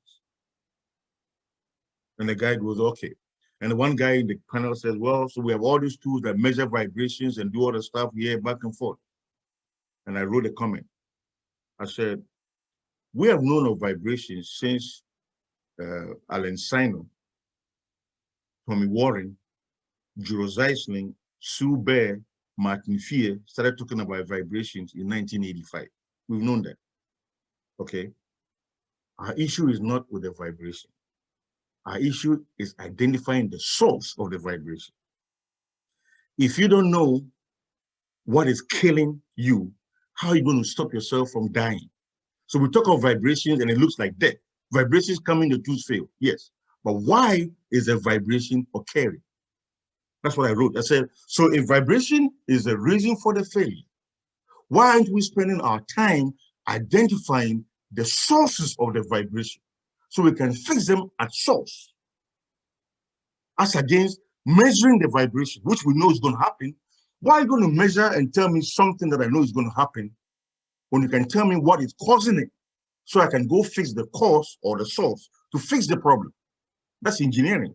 Measuring it, developing a tool to measure the vibration is good, but it doesn't fix the vibration. It just tells me when it came or it didn't come. I want to fix it. That's my job. So if you look at the sources of, and the guy wrote a comment, one guy wrote me back and said, well, you know the source is the bit. When I wrote back, I said, no, the bit is a source. It is not the source. You see, the difference between a source and the source is the language. People that believe the bit is the source believe is the bit is the only element or component in the BHA that causes a vibration. And therefore, anything else in the BHA, in the drilling, does not cause vibration. So when there's vibration and they are looking for the solution, they are tunnel vision looking at the bit. And I told him, I said, the vibration is a source. And there are different sources of the vibration. And we need to look at everything holistically to identify what is causing it. And the guy he didn't reply back. So here, I'm listing for you the sources, and there could be more. The BHA design, and recently, I'm aware, because I spoke to Henry, my buddy Henry, that Henry and I is my young brother. That's why I call him, and we talk all the time. Okay, and you recently listened to a talk by a guy, a very smart guy called Jeff Bailey with ExxonMobil. He was a SPE distinguished lecturer and gave a video talk on BHA design in that talk. So realize that, and the title of the talk was like tuning the BHA like a guitar or something.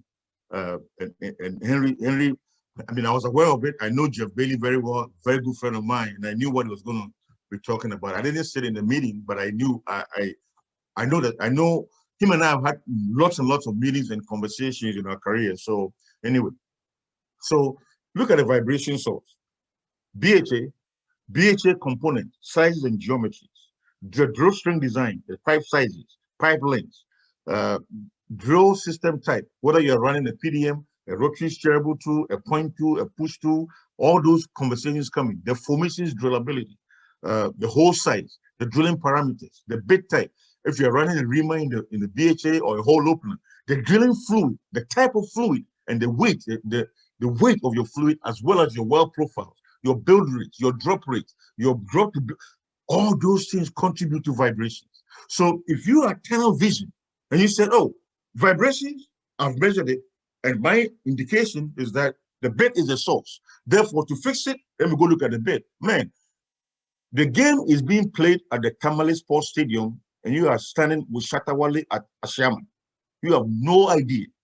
Your vibrations would never go away because you don't even know what is causing it, and you are just talking. You know, I learned something recently. It said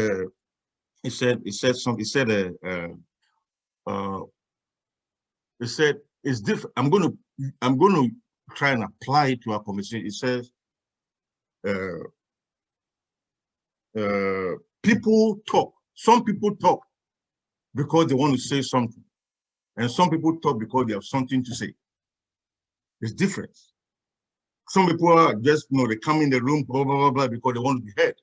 And some people come in the room, they've done their work, and they want, when they talk, man, it hits you and you go, wait a minute, that makes sense. Let me go see that guy again. Let me get his phone number. Let me email him. That's how you learn. Don't let the people that are talking to get their voices heard cloud your desire to seek out and learn from the people that are talking because they have something to say. Okay. So now that we've talked about the possible sources, and there could be some more, I'm not going to get into that. I mean, so remember what I just did. I took the drilling side, I went into the parameters. I'm not touching on something that I didn't even list. And each of these elements is a subject. That's what I want you to pick. So if I want to understand the BHA contribution, as you saw Jeff Bailey do, it's a subject. If I want to come to the bits, it's a subject. And this is all under drilling. Before I broke out this from the whole drilling role in the deep water planning, project planning. Okay. Now, This is a project that, by the way, this is in the paper, SPE 163.535. You can pull this paper, Google it, get it out back and forth, find it out, and I hope SPE gives allows the student chapters, if they are here, or anybody that wants to get access, it's there. This was a run that was so difficult and so expensive because you are seeing vibrations so bad that we are going to see the doors of the stabilizers, the bits, and the remnants when we came out. Anything that we did to solve this vibration on the run didn't work. I was looking at the real-time data with a bunch of engineers discussing, talking about it. Zero. Nothing we did work. We knew we were vibrating. Nothing we did by textbook application and theory, do this back and forth, nothing worked. And the years experience of the people involved in this project in the room, watching and trying to fix this vibration during the operation was more than 300 years of experience. It didn't work. Now, we come out of the hole, and then this is how the bit looks like. This is how this is how the bit looks like to your left. That's how the green man looks like on the right, and that's how the stabilizers. There were 4 stabilizers in the BHA, and you can see how they are all worn. Eccentric wear. Now, eccentric wear tells you something, that it was wobbling and whirling all throughout. Okay, but I can tell the source of the vibration. I know I'm vibrating. I know the formation can contribute in all the lists. And I'm thinking, man, this didn't leave me anything to really go look at to find out what happened. But I know, we started modeling, changing conditions, changing this back and forth, testing the, nothing in the models could solve this problem after the project. Zero. But as an engineer, and this is what I want you to also do, do not let problems you cannot solve frustrate you or give up. Note them down, because that problem will show up again and may present you different data that when you go and take the old case and combine that with a new case, the story and the picture may become clearer. Okay, so get yourself something for storage, and everything that you see, store. Everything you see new, check back. Hey, does that look like what I saw then? If not, don't worry, keep on storing, because my dad used to tell me the future is just the past coming through another gateway. It's going to come back again. So do not let something happening and you getting confused deter you and get frustrated. Yes, a little bit. Pack it and then move on. So a second project comes in, and this time, luckily, we were getting close to TD and came out of the hole. But on the run, the same vibrations, but the formation was a little different, and the vibration didn't cause that much damage to the tools that we saw. But not being able to fix the vibration by any parameter change was the same. So this time we came out and we said, okay, let's pull the tools and look at it. And this is what we saw. So you look at these tools now, there's something you need to also remember. So the tools come out, we look at it, and some say, oh, well, we had vibration and all the stuff, but we drove to TD, it's fine. The tools come out, they didn't feel like before. But the engineering mindsets, the events we saw were very similar to the last one. Let me go back and check the last one and see what is common between the two of them to see if there's anything I can learn and apply that may help me identify the source. So we started looking at this a little closer. There's a guy, I'm going to call his name, he's called Paul Bennett. He's a guy that did it. He says, hey, Graham, come. He says, I have a question for you. Why is there wear on the backside of the gauge pad B when the rotation is to the front and the F is the front and B is the back? Why am I wearing on the back? That was a question Paul Bennett asked. And I'm standing. When he called me, I was like, Paul, I'm very busy. He says, no, calm down. Let me talk to you. The moment Paul said that, I'm like, Paul, I'll be right back. I went back and I pulled the other one and looked at it back and forth. I started doing my homework. After 2 weeks, I went to Paul's office. I said, Paul, let's talk. He said, what you got? I said, Paul, remember that project you were talking about? He said, yes. I said, by rotation, the wear on the back shouldn't happen. And if it happened, it means that there was wearing. And if there was wearing, we need to find out why there was wearing.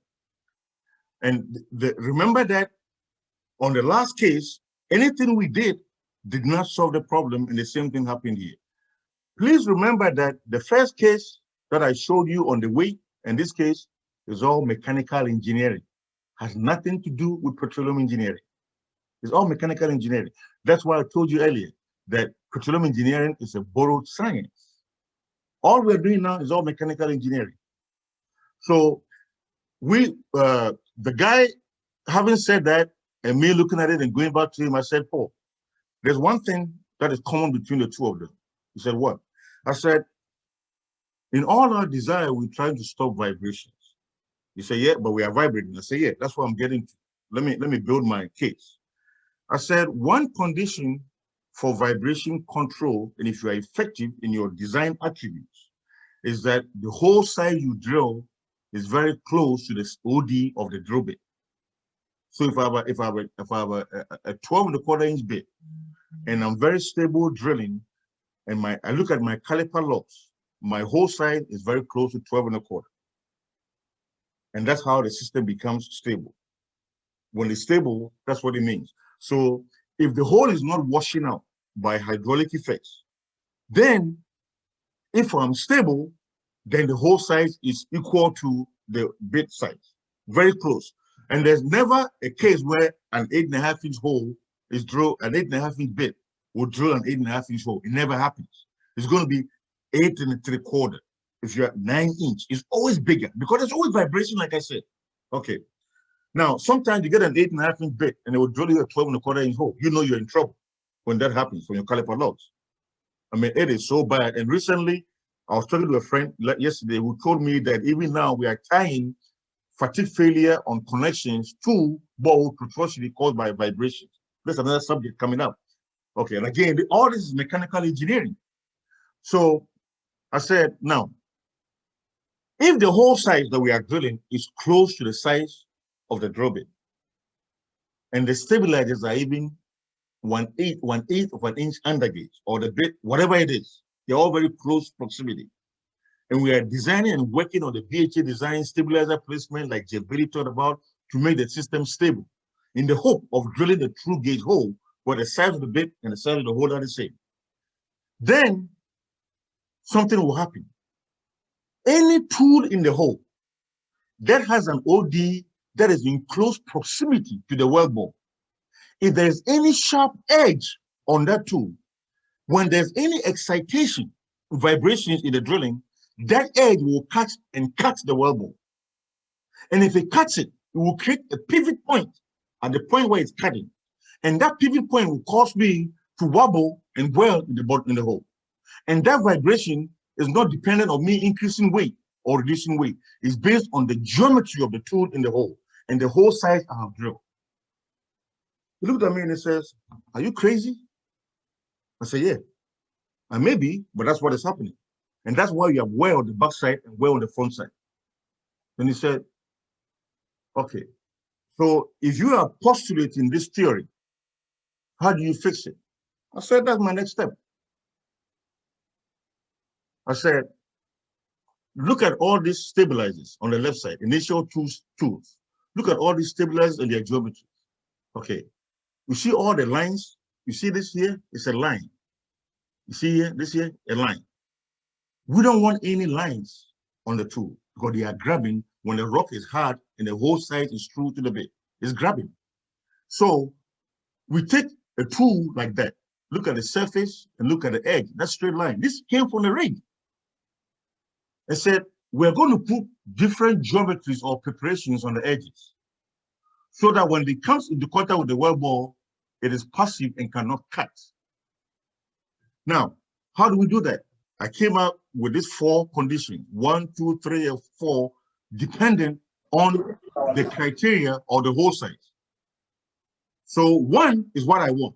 Put a very big radius on the edge. It will not cut. It will rub against it.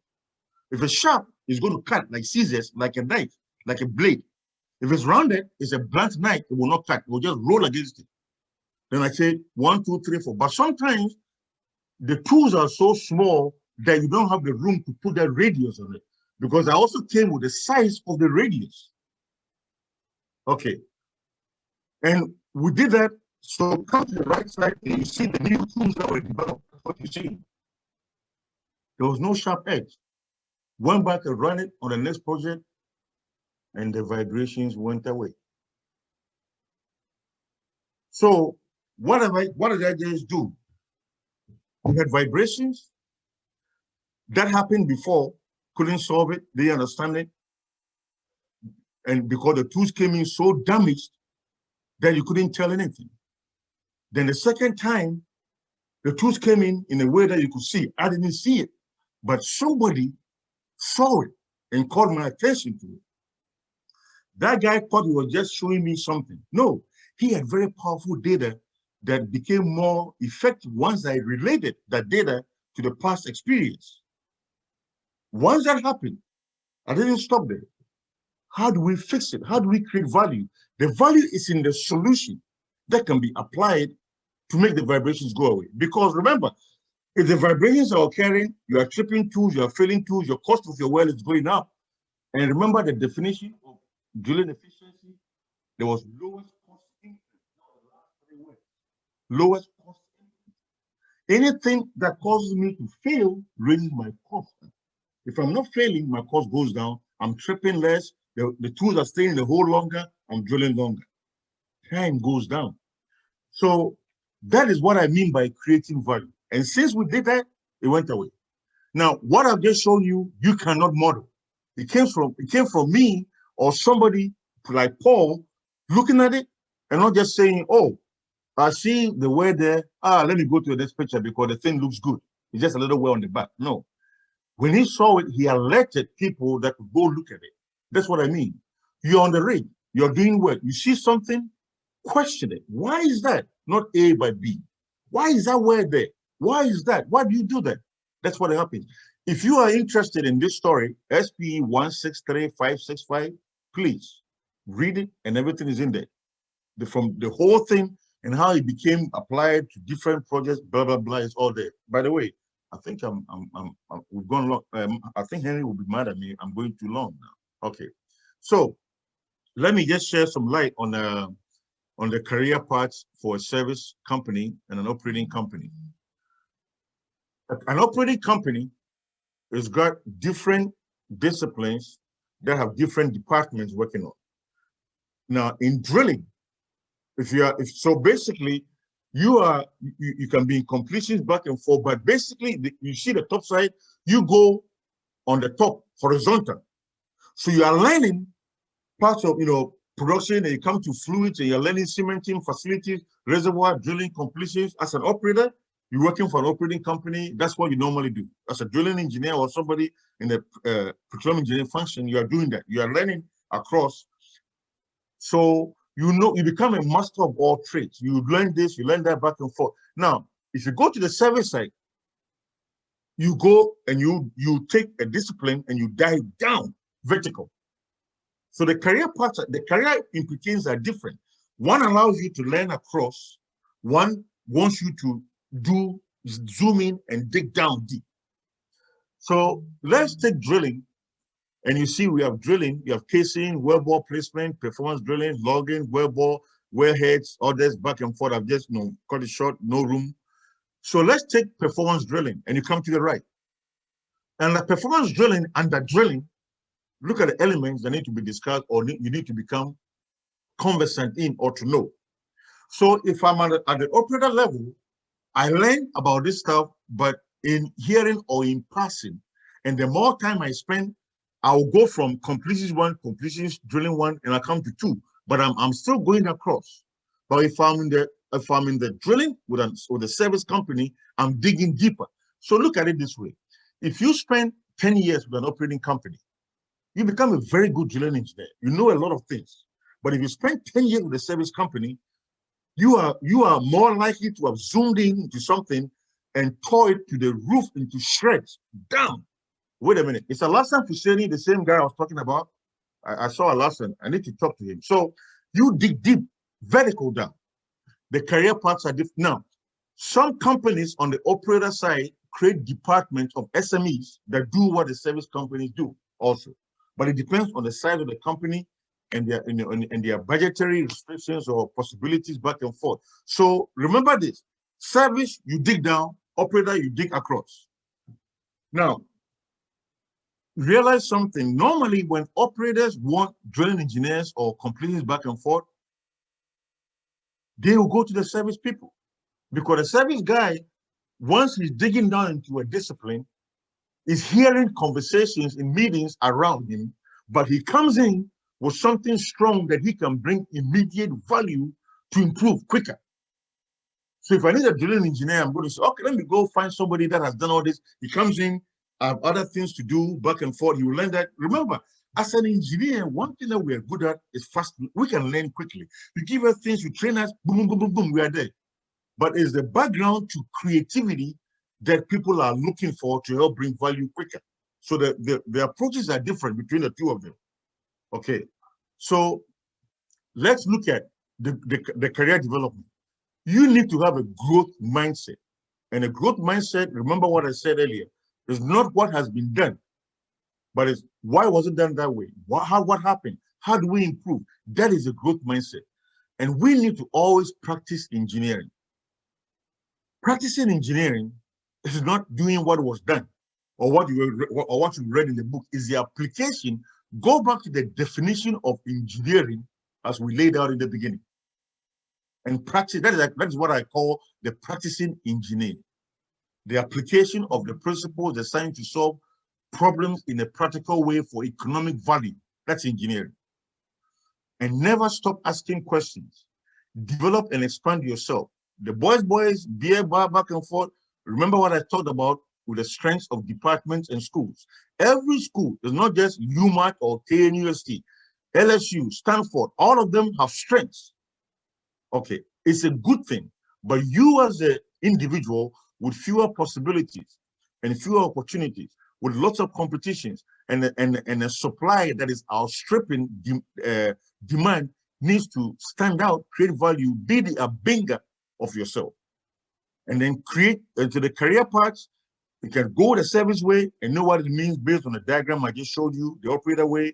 Then you come to the operator and you say, well, I want to go, I'm more interested in this. I want to go do that. You can go to the SME role, the operating company, or you can say, well, I like this more. It's all available, but be open and be flexible about all those possibilities for yourself. Now, I want to touch on something also that me and Atul talk about all the time.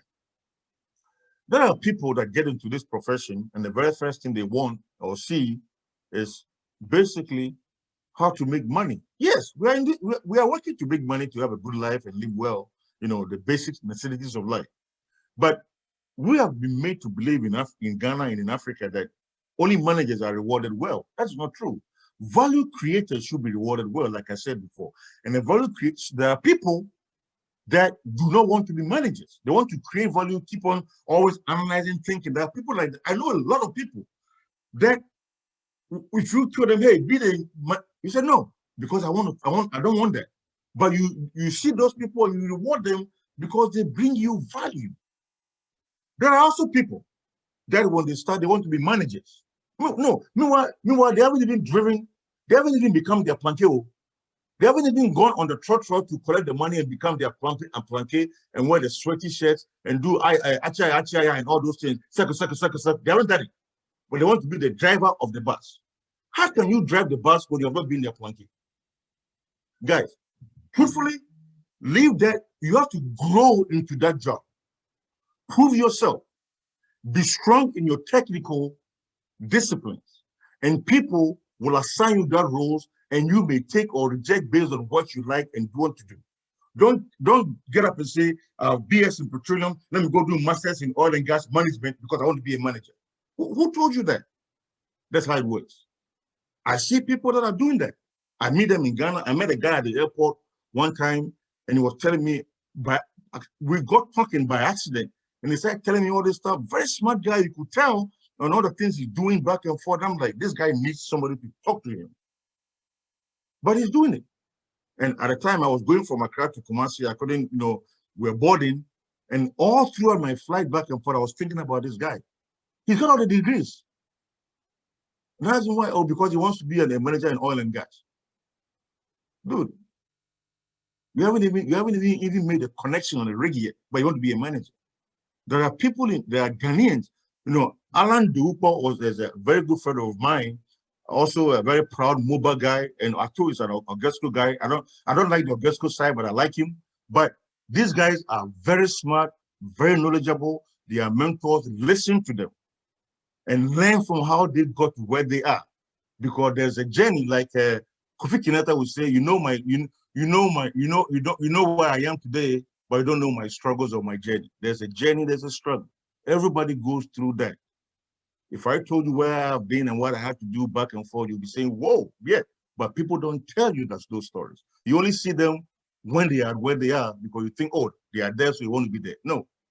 Talk to them about how they got there and not where they are. Now, let me also share some light in this conversation about career growth and what you need to do about what I call the engineering language. So, first requirement, practice engineering. And it is not the repetition or the reproduction of what is in the text. It's not. It's in the application of what you are learning. I've thought about it. Let me just stop there. So if you are not willing to practice at that growth, and you call yourself an engineer, you are better off going to some chop bar on East Legon Street and eating some fufu and a benkwan every day, because you are not practicing engineering. And basically, you are giving a bad name to the profession, and you are the reason why people that are committed, that want to work hard and bring value, can't even get the opportunity.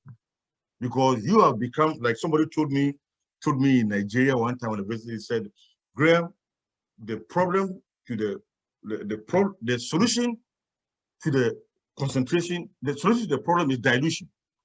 Okay, so we have a problem, is very concentrated, just dilute it, and then it goes away. So let's practice engineering. What does that mean? Pull data, pull information from the data, let's find practical solutions. Please don't tell me what I know or what I can read from a daily report. Don't come and tell me we did this, we prayed that. No, I don't. Seriously? Come to me and tell me this is what happened, why it happened, how we improve, how we get better, how we create value. That is what our employers want to hear. People that want to talk to us, that's what they want, and that's what we need to give them. I've given you 2 cases that all relate around things that we learned and what happens, and the application of data questioning helps us address. Now, remember what I said earlier also. When you develop a solution, it's not for you. It's for your community, for your profession, and for the people you're working with, which means you have to sell it to them.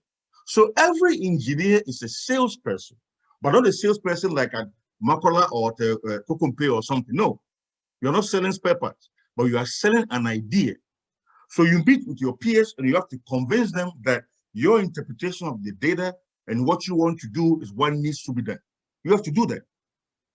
Don't expect them to buy into what you are saying because you think it. No, convince them with an argument that I said is repeatable. They can also go back and prove themselves and check it back and forth. That's when you are practicing engineering.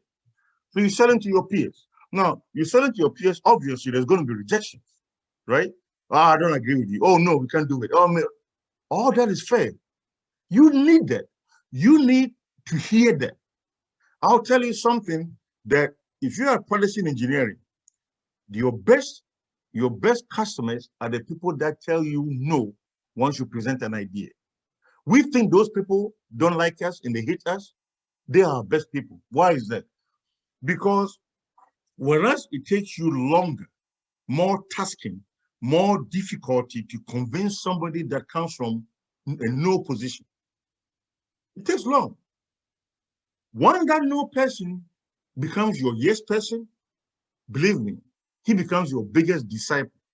He becomes the Peter to Jesus, because that person will delegate and will deliver your message that you can even deliver things the way you are. There are people I've worked with that say what I want to say better than I would have said it. because they understand it and I've applied it in different realms better than where I was when I was thinking of the idea. You need people to tell you no, and that no is not bad. No just means let's revisit this subject later. That's what no means. If I told you something, but by the way, let me stop and interject. If I'm practicing engineering, which means I've collected the data, I've done my homework, I know the information, I know the whys and the hows, and I know how to improve, and I'm presenting the improvement option. I've done the work. I didn't just come in and throw some arrow against the wall and it's stuck and I say, let's go try that. No, that's different. But if I have that case built, I can definitely present it.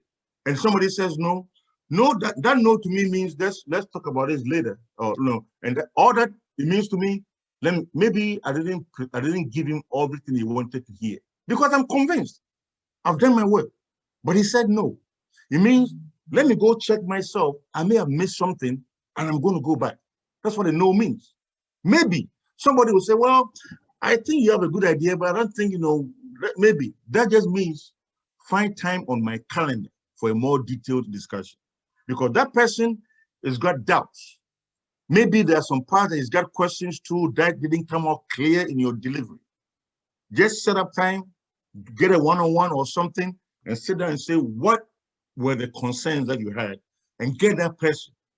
Because to get to what Dr. Kaufman said, to turn dreams into reality, to creation of jobs, and to delivery, we need support from lots of different people, the bankers and all those people.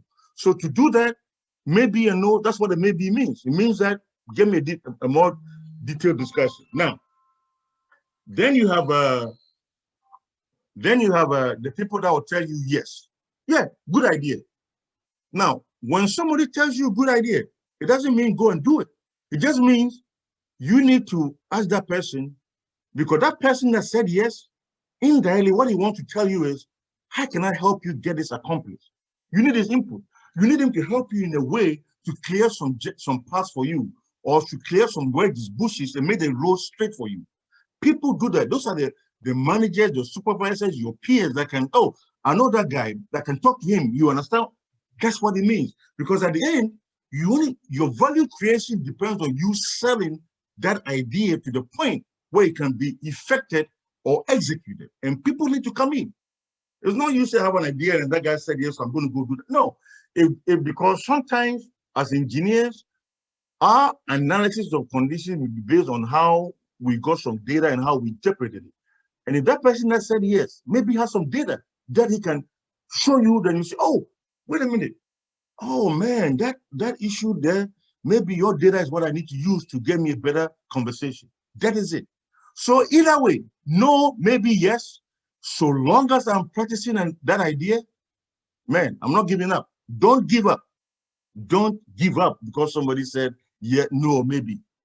Politely, and again, that's where the conversation about respecting your elders back and forth, telling you something and, and coming back, and managers, leaders, supervisors, please allow the young to also do that, because that is the only way they will stand out and be appealing to people that are going to come in and hire them. If we stifle them and not allow them to grow, expand, and build on it, we are translating our frustrations to them, but they are supposed to be liberated. They are supposed to be liberated to make it better for everybody. Now, so let me now touch on how you prepare for the career adaptations. Because remember, I've thought about the opportunities, the challenges, how you grow in the career, but now let's talk about the adaptations. Because if the supply outstrips demand, there's got to be adaptations. You can't just say, I'm a petroleum engineer with a degree, therefore I need a petroleum engineering job, and I'm going to sit home 9 years, and I'm sitting. I know people that are doing that right now. And it pains me because as engineers, with that engineering thinking attribute, they should be doing something. They should be walking. They may not be running, but they should be walking, jogging. And then in time, based on the value they create and what goes on, they end up running. It should come as part of the conversation. Now, what I will say without a doubt is that we all need luck. Luck. It's in any career, you need some luck. and engineers need more luck. Okay. So I will say this, being lucky is when preparation meets opportunity. You cannot sit down there and be lucky, because if you're not prepared and the luck comes, you even see it. And if the opportunity comes, you even see it. But if you are prepared, when the opportunity comes, you see it. When the luck presents itself, you will see it and you'll be able to, boom, build on it and take it and move on. We need to differentiate challenges from uncertainties. A challenge is something, a blimp in the road, something, a challenge back and forth. They shouldn't turn us back. They shouldn't become something that we dwell on and get frustrated about. We see them, you pack them, you move on. Okay, and there are stories I can tell, but I think we're already way gone, so I'm going to. Now, when you can identify a challenge, you can address that challenge with preparation. That's where, to me, this conversation and you preparing and knowing what petroleum engineering is, and the fact that it is a borrowed science, and you are being challenged by the mechanical, the civil, the electrical, the chemical people. They are challenging you for the jobs that you can go for and have been trained for, because they can, and they'll do a very good job. Okay, so you then come to know the career path we talked about, the service and the operator, and there's more professional training after graduation. Remember, I showed you examples that are coming in after graduation. Nobody that has finished petroleum engineering degree or drilling, whatever you want, can look at what I just showed you, the two cases, and have the solutions I just talked about. It comes from the training after your graduation. Now, you can shorten that training by self-preparation, reading, asking questions, peers. Atuedu should be on everybody's speed dial, talking to him. Hey, Atu, what happened here? Have you seen this before? That's what I'm talking about. Use them. Now, remember something. Whereas other engineering professions easily attack what we have, we don't have the same latitude. A petroleum engineer who has done parts of electrical, civil, chemical, that cannot attack a mechanical engineer's job easily. You can't. When somebody comes and wants somebody to work on his machines back and forth, he's not going to hire a petroleum engineer. He's going to go to a mechanical guy. If I want to build a bridge or something here, get all my stresses and beams back and forth calculated and make sure I can withstand the loads, I'm going to a civil guy or something. I'm not coming to a petroleum guy. Now, can a petroleum guy do that job? I believe so. But by nature, that's not it. So it's like we are in a profession where other people can come and eat our food in our kitchen, but we can't go to their kitchen. So when they cook and they eat and there's any left, they put it in their fridge. But when there's some in our fridge, they come and eat it. That's what is happening. We should be aware of that. Now, but like I said, we have an advantage that we have already knowledge. So if we grow on them in the interviews that they come to with us, we stand out like a binger. As against them coming in there and then saying, oh, I can also do it. I can also do this. Then we are, it's like, I don't know if you all watch basketball. If you all watch basketball, I'm going to do a basketball analogy. You know, Shaquille O'Neal was very, very tall, 7 feet 2 inches, and you pass the ball underneath the basket. Shaquille, centers in basketball games are taught by coaches, don't bring the ball down. When you get the pass, dunk it. What does that mean in petroleum engineering? If you don't stand out and do what I've been talking about today, and you bring your ball down, that means your competency down. You have all these point guards and shooting guards who are 6 feet 2 inches back and forth. They're also in the game. You bring the ball down, they'll strip the ball. Don't bring the ball down to be stripped.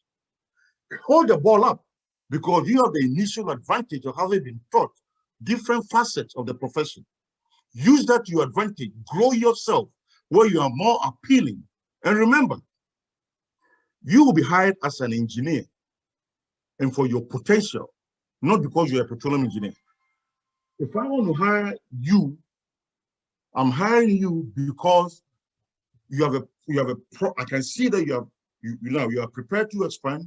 You have a problem-solving ability. You are eager to learn. You are not fearful of work. Those attributes. I've worked with people that I wish I could mention all these guys I've met, in different countries that I've come across that, Wantwade, Marcos, they come to. There are people that it's unbelievable how quickly they adapt and That's it. Raise the ball when you get it and say, this, I'm a petroleum engineer. I know a little bit about drilling. I know you're going to teach everybody you have about drilling, because what I did is not enough to make me a drilling engineer. But because I do a little bit and I've expanded myself and I've learned more about the drilling because I knew of it, hire me because I come and I'm not starting from the blocks. I'm starting from 10 feet into the race. That is our selling point. Because if you don't present that potential that you want to grow, he's going to hire the person and put him on the blocks, and that person will outrace you. That's a reality. So what I mean by that is you have a plan A. You want to be a petroleum engineer, you want to get back, have alternative plans, B, C, D. You know, am I preparing myself to be a reservoir guy? Do this back and forth. What would I do? 1%, all that, but be realistic. And sometimes those opportunities may not be there. Good. But like I said, right now, data analysis in petroleum engineering is becoming a big discipline. Automation. Look, I know a guy, I'm going to mention his name. He went to Preset. He's called Joseph Dankwa. That guy is so smart. And he does programming and all. I mean, I talked to the guy and I'm amazed at what the guy can do. You know, you find this guy, you start talking to him, you have a petroleum engineering background, then you go and get some data. Then you start, that is how you create, that is it. Have plan B, C, and D, that is realistic. And don't start saying that, oh, I want to be a manager in that beginning. No, there are privileges that you have to grow into, not rights.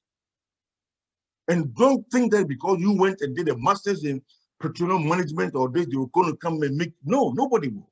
It's not, that's not how it works. Let's get real and plan and be effective. So some initial openings may prepare you for the future. Some things you do, like I'm talking about, it's all there. The road may be tortuous with detours. You know, going to Kumasi, you know, one time I was going to Cape Coast and we were some place and somebody told me that, hey, if you pass here, you go to Kumasi. And I'm like, what are you talking about? He said, yeah, go that road there, you pass, go. So I didn't even know. What does that mean? If I'm in Accra and I want to go to Kumasi, I know where Kumasi is at, but I don't have to go the Sawam Road to Kumasi. I can go through Cape Coast, a detour or something, because I want to go and buy Una Lucia or some Yamransa or something. Every detour should be accepted, work at it, make it effective, make it worth your time, but don't lose sight of your vision. Because you want to go to Kumasi, and if you have that vision in mind and you're working towards it, it will come. It may be long. Look, Steve Jobs was hired from the same company he created. They fired him, and he came back to Apple. He didn't have any college degree, but he was, look at the creativity. The same with this, the same with the Facebook, Zuckerberg. So remember, so it's your ability to work and think. It's not the degree that will make you the great person you are capable of being. And that's what we need to train our young. You know, going to school is good. It just means, you know what somebody told me one time? Going to school means that you can sit still and listen to somebody talk to you for hours. That's what it means. Going to school means that you can sit still in a room and listen to somebody talk to you for hours. That's schooling. Okay, let's use it, because engineers are creative, problem solvers. Let's bring that to the forefront and work at it. So, you know, to me, don't get frustrated. Look at things, question things, talk to people, get mentors, engage. Bumps in the road, they will come. I mean, bumps will come here. And like I said earlier, you know, the swings in our profession are so huge. There'll be layoffs, there'll be this, there'll be that. It doesn't frustrate, it shouldn't. It comes, you pick up your loins, you know, boom, roll up your sleeves, move. Don't just sit still and get stressed out back and forth, because we are in a very delicate, very rewarding profession. And we can make it so if we do what is required to get the things we want. So in conclusion, we must create. Challenges exist in Africa and Ghana. You saw them, you list them. I was using Ghana, but it's the same in Nigeria, the same in Angola. I talked to the people, Uganda, the same. In fact, everywhere, because of how we structured engineering and how we think about it, the reward, the appreciation is not there. It's not just in Ghana. There's no country in Africa that respects engineers. We don't. We think that, I mean, it's the truth, but we can We cannot demand the respect, but we can earn it by working and making people see that we are bringing value. To begin to say, oh, that guy did this. You see that one day when I was in school, there was a guy, Professor Alote. Everybody knew Professor Alote. And now today I've thought about Abenga. I mean, if you create value, it will come. So the challenges, yeah, we don't run away from them. We face them, we take them, have a plan B back and forth, and be flexible about all this stuff. You need to stand out to get a job, and you need to create value to keep the job. No, you should have different alternatives. Find mentors. To me, that's my key part of the conversation. Find mentors. And there's something I wanted to say earlier, which I missed. It says that the worst thing about not thinking is thinking like everybody else. The worst thing about the thing that is worse than not thinking is thinking like everybody else. You cannot be an engineer and think like everybody else and say yes to everything that you are hearing and do everything that you've seen. And that's not engineering. And then here, basically, life, frustrations will come. But remember, this is a great profession. It's blessed us. It's unbelievably rewarding. But we have to work. You cannot go home and guys, it has no work. If you talk to the people that know me, they will tell you. When I say I talk to Atu, he's in Kazakhstan. You know that hour difference between me and Atu is 10 hours. Sometimes 2 a.m. I'm on the phone talking to Atu for an hour. Sometimes he'll call me. That's the sacrifice you need to make to stand out and to learn from what he does, what he's seeing, back and forth. I was working on a project one time and I called Atu and he gave me insights to what he had seen that I didn't know. That's what I'm talking about. The collaboration, talking to your peers, calling them. That's how it works. That's how it works. So life is not about waiting for the storm to pass, but learning to dance in the rain. And with that, I come to the conclusion of my presentation. Thank you very much. Wow, wow, wow. This is the longest online lecture I've ever witnessed. And it's just amazing. Thank you so much. We've learned a lot. We've gone past our time. We're supposed to spend only 1 hour, but we spent 2 hours, 30 minutes. That should tell you that we've really enjoyed it. And the number is still in the 40s. Again, to tell you that people were really apt and then listening, and we want to thank you so much for your time. We wished we could have a question and answer time, but I don't know because time is fast spent, and I had people writing me once in a time. So I don't know. Maybe we can pick one or two for courtesy's sake. Pick one or two questions. I know so many people have questions. I myself have about 10 questions right from the beginning, but I know that if you're supposed to delve down to question and answers, we're going to spend another 1 more hour. I mean, looking at it, I was even going to suggest that we do phase 1 and phase 2, but I mean, be able to do it. So, ladies and gentlemen, that was a very wonderful lecture by our standards, very practical, and something that we really needed to hear. We appreciate you so much. If anybody has a question, you can raise up your hand. I'll pick only two. So I think I'll do first come, first serve. We're good to go. Rev, Doc, I also want to stress that I realize that I'm very sorry for the time, but I was unusually slower because I wanted the message out. But if you believe, if you talk to Henry and he thinks that based on the questions, we need to do 1 hour only questions, I can send the material out to the team, and then they can look at it. And if they have questions around any of the parts, we can also do that. And for the time, but if there's any 2 questions that you want to pick, just exactly. I think we will surely come back to you. Behind the scenes, I'll talk to my team, i.e., the program committee, and probably organize, because I think it's blown everybody's mind. I mean, it's just, I have received so many messages personally to me coming from everybody. We really, really appreciate you. You have no idea. So if Chuku Michaels, you can set the ball rolling with your question. Please be brief so we can leave it. Hello. Yes, sir. Good day, everyone. Good. Sir, So, my name. Hello, are you hearing me? yes, clear, Go ahead. clear. Okay. Thank you, Graham, for the message. So my name is Ifechukwu from Cotton University, Perth, Australia. Graham, we've actually had some email correspondence. Brett Topham is my friend and was a colleague. And so a quick one. I don't know how many of us saw that Imperial College is actually suspending their masters in petroleum engineering and geological sciences, I think, and saying they want to get something that is relevant to the noun. So the simple question is petroleum engineering a dying profession? Is it a dying profession? Like we have all said this evening, it's a place everyone comes in and thrives. So is it a dying profession? Is there that urge to still encourage people to get enrolled? We saw the numbers in the departments in a school in Ghana, and you ask where are the jobs going to come from? So is it a dying profession? So that's the question. And quickly, I will reach out to you on the possibility. I'm nearing the end of my doctorate and looking out for possible external reviewers.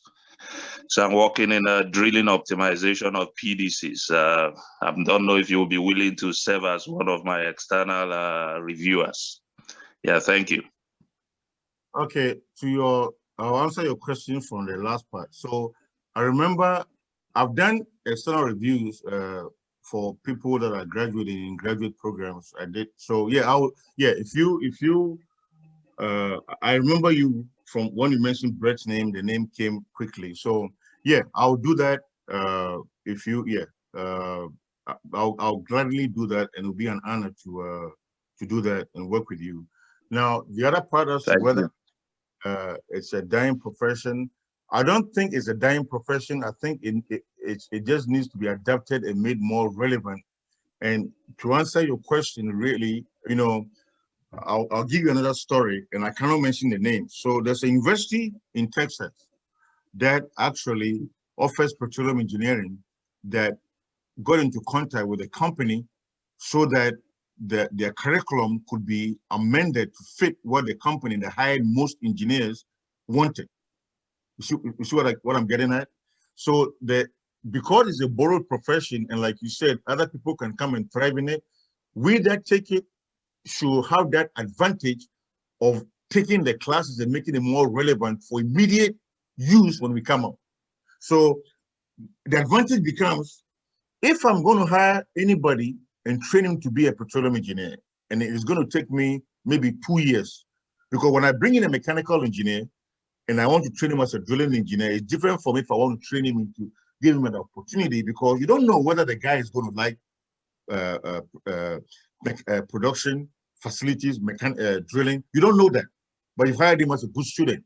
So normally you give them the chance to walk across the different disciplines, and then you have a review and say, which one do you like most? And then the person will concentrate there. Or if you go to the service company, then they've already learned that discipline deeper down vertically, so it's easier. So what we need to do is to begin to have that initial concentration, so we shorten the time employers need to put into the training. If the petroleum engineering faculties can do that, we will revive ourselves very strongly and begin to push back the people that are the thieves that are coming to our party. That's what so we need to adjust the curriculum. I think Imperial College is adjusting the curriculum. That's what they are trying to do. And it's on and I don't know the details, but the one I gave you the example, I know the details of that one. They are adjusting the curriculum to fit what the employers want to see, because the employers spend too much time training the non-petroleum people. And they are saying, if you're going to hire a petroleum engineer, I want you to know A, B, C, and D, not just what the department wants them to have to graduate.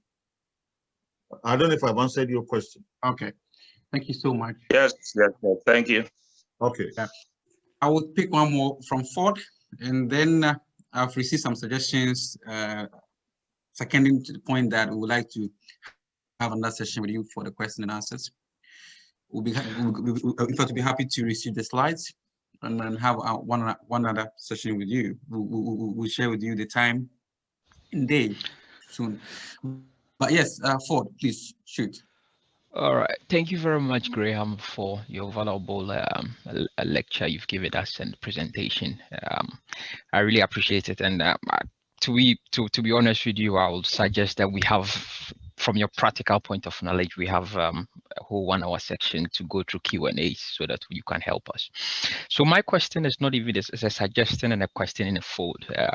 It's in regards to currently there's a big push into renewable energy.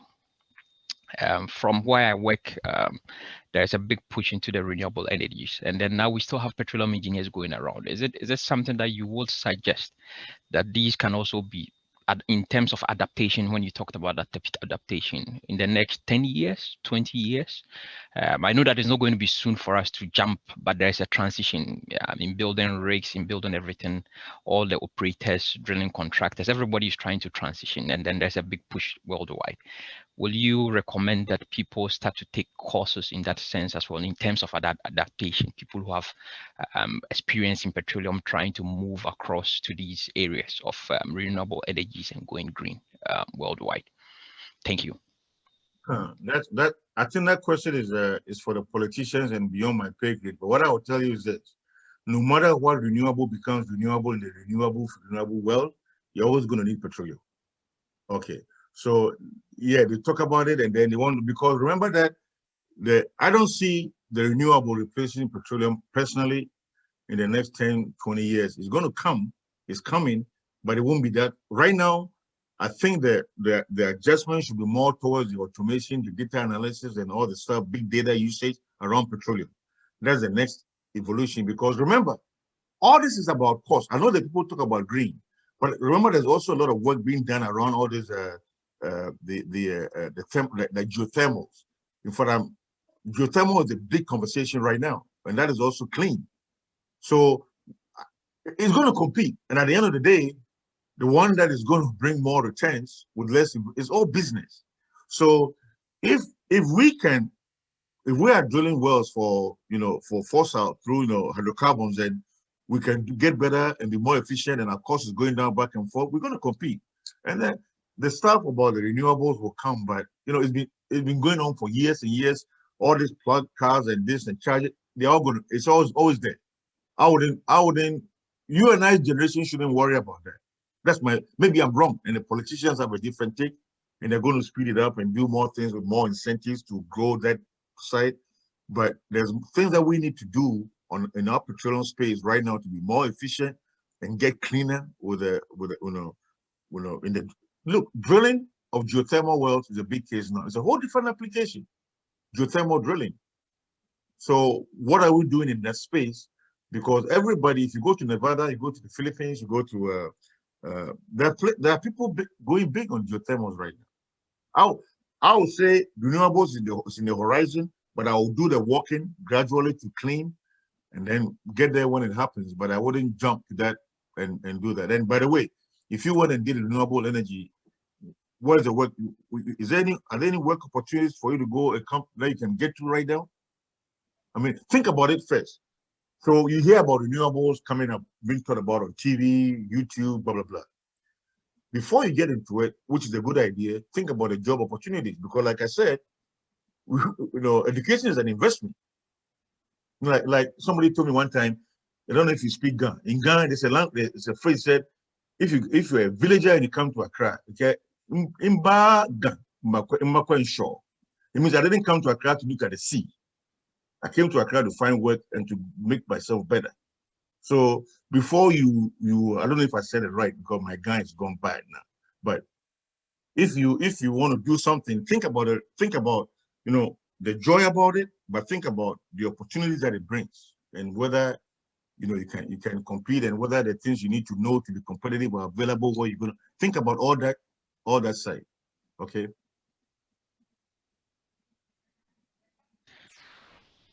Thank you very much. I have a friend here. Now, I have a question. Did Alassane Husseini come on this talk? Yeah, he did, and he's waiting for you. Man, you would not know the last time I met and spoke to that guy. That was like 1980, what? 1980, 1987, 88? Man, that's my friend from way back. Yeah. Yep. Oh, Yeah. all right. So we're coming to an end of, I would say right away, our first session. And we're looking forward to a Q&A as proposed. And we will keep everybody in copy as and when we decide to have it. On behalf of our session chair, I don't know if Celestina is here, probably give a closing remark. Celestina, please, are you here? Celestina? Okay, if not, Mr. Atwedu, if Mr. Atwedu is here, he can do that for us briefly. He needs to sleep. Mr. Atwedu. He's going to bed. Please, can you give a closing remark so we can call today's meeting and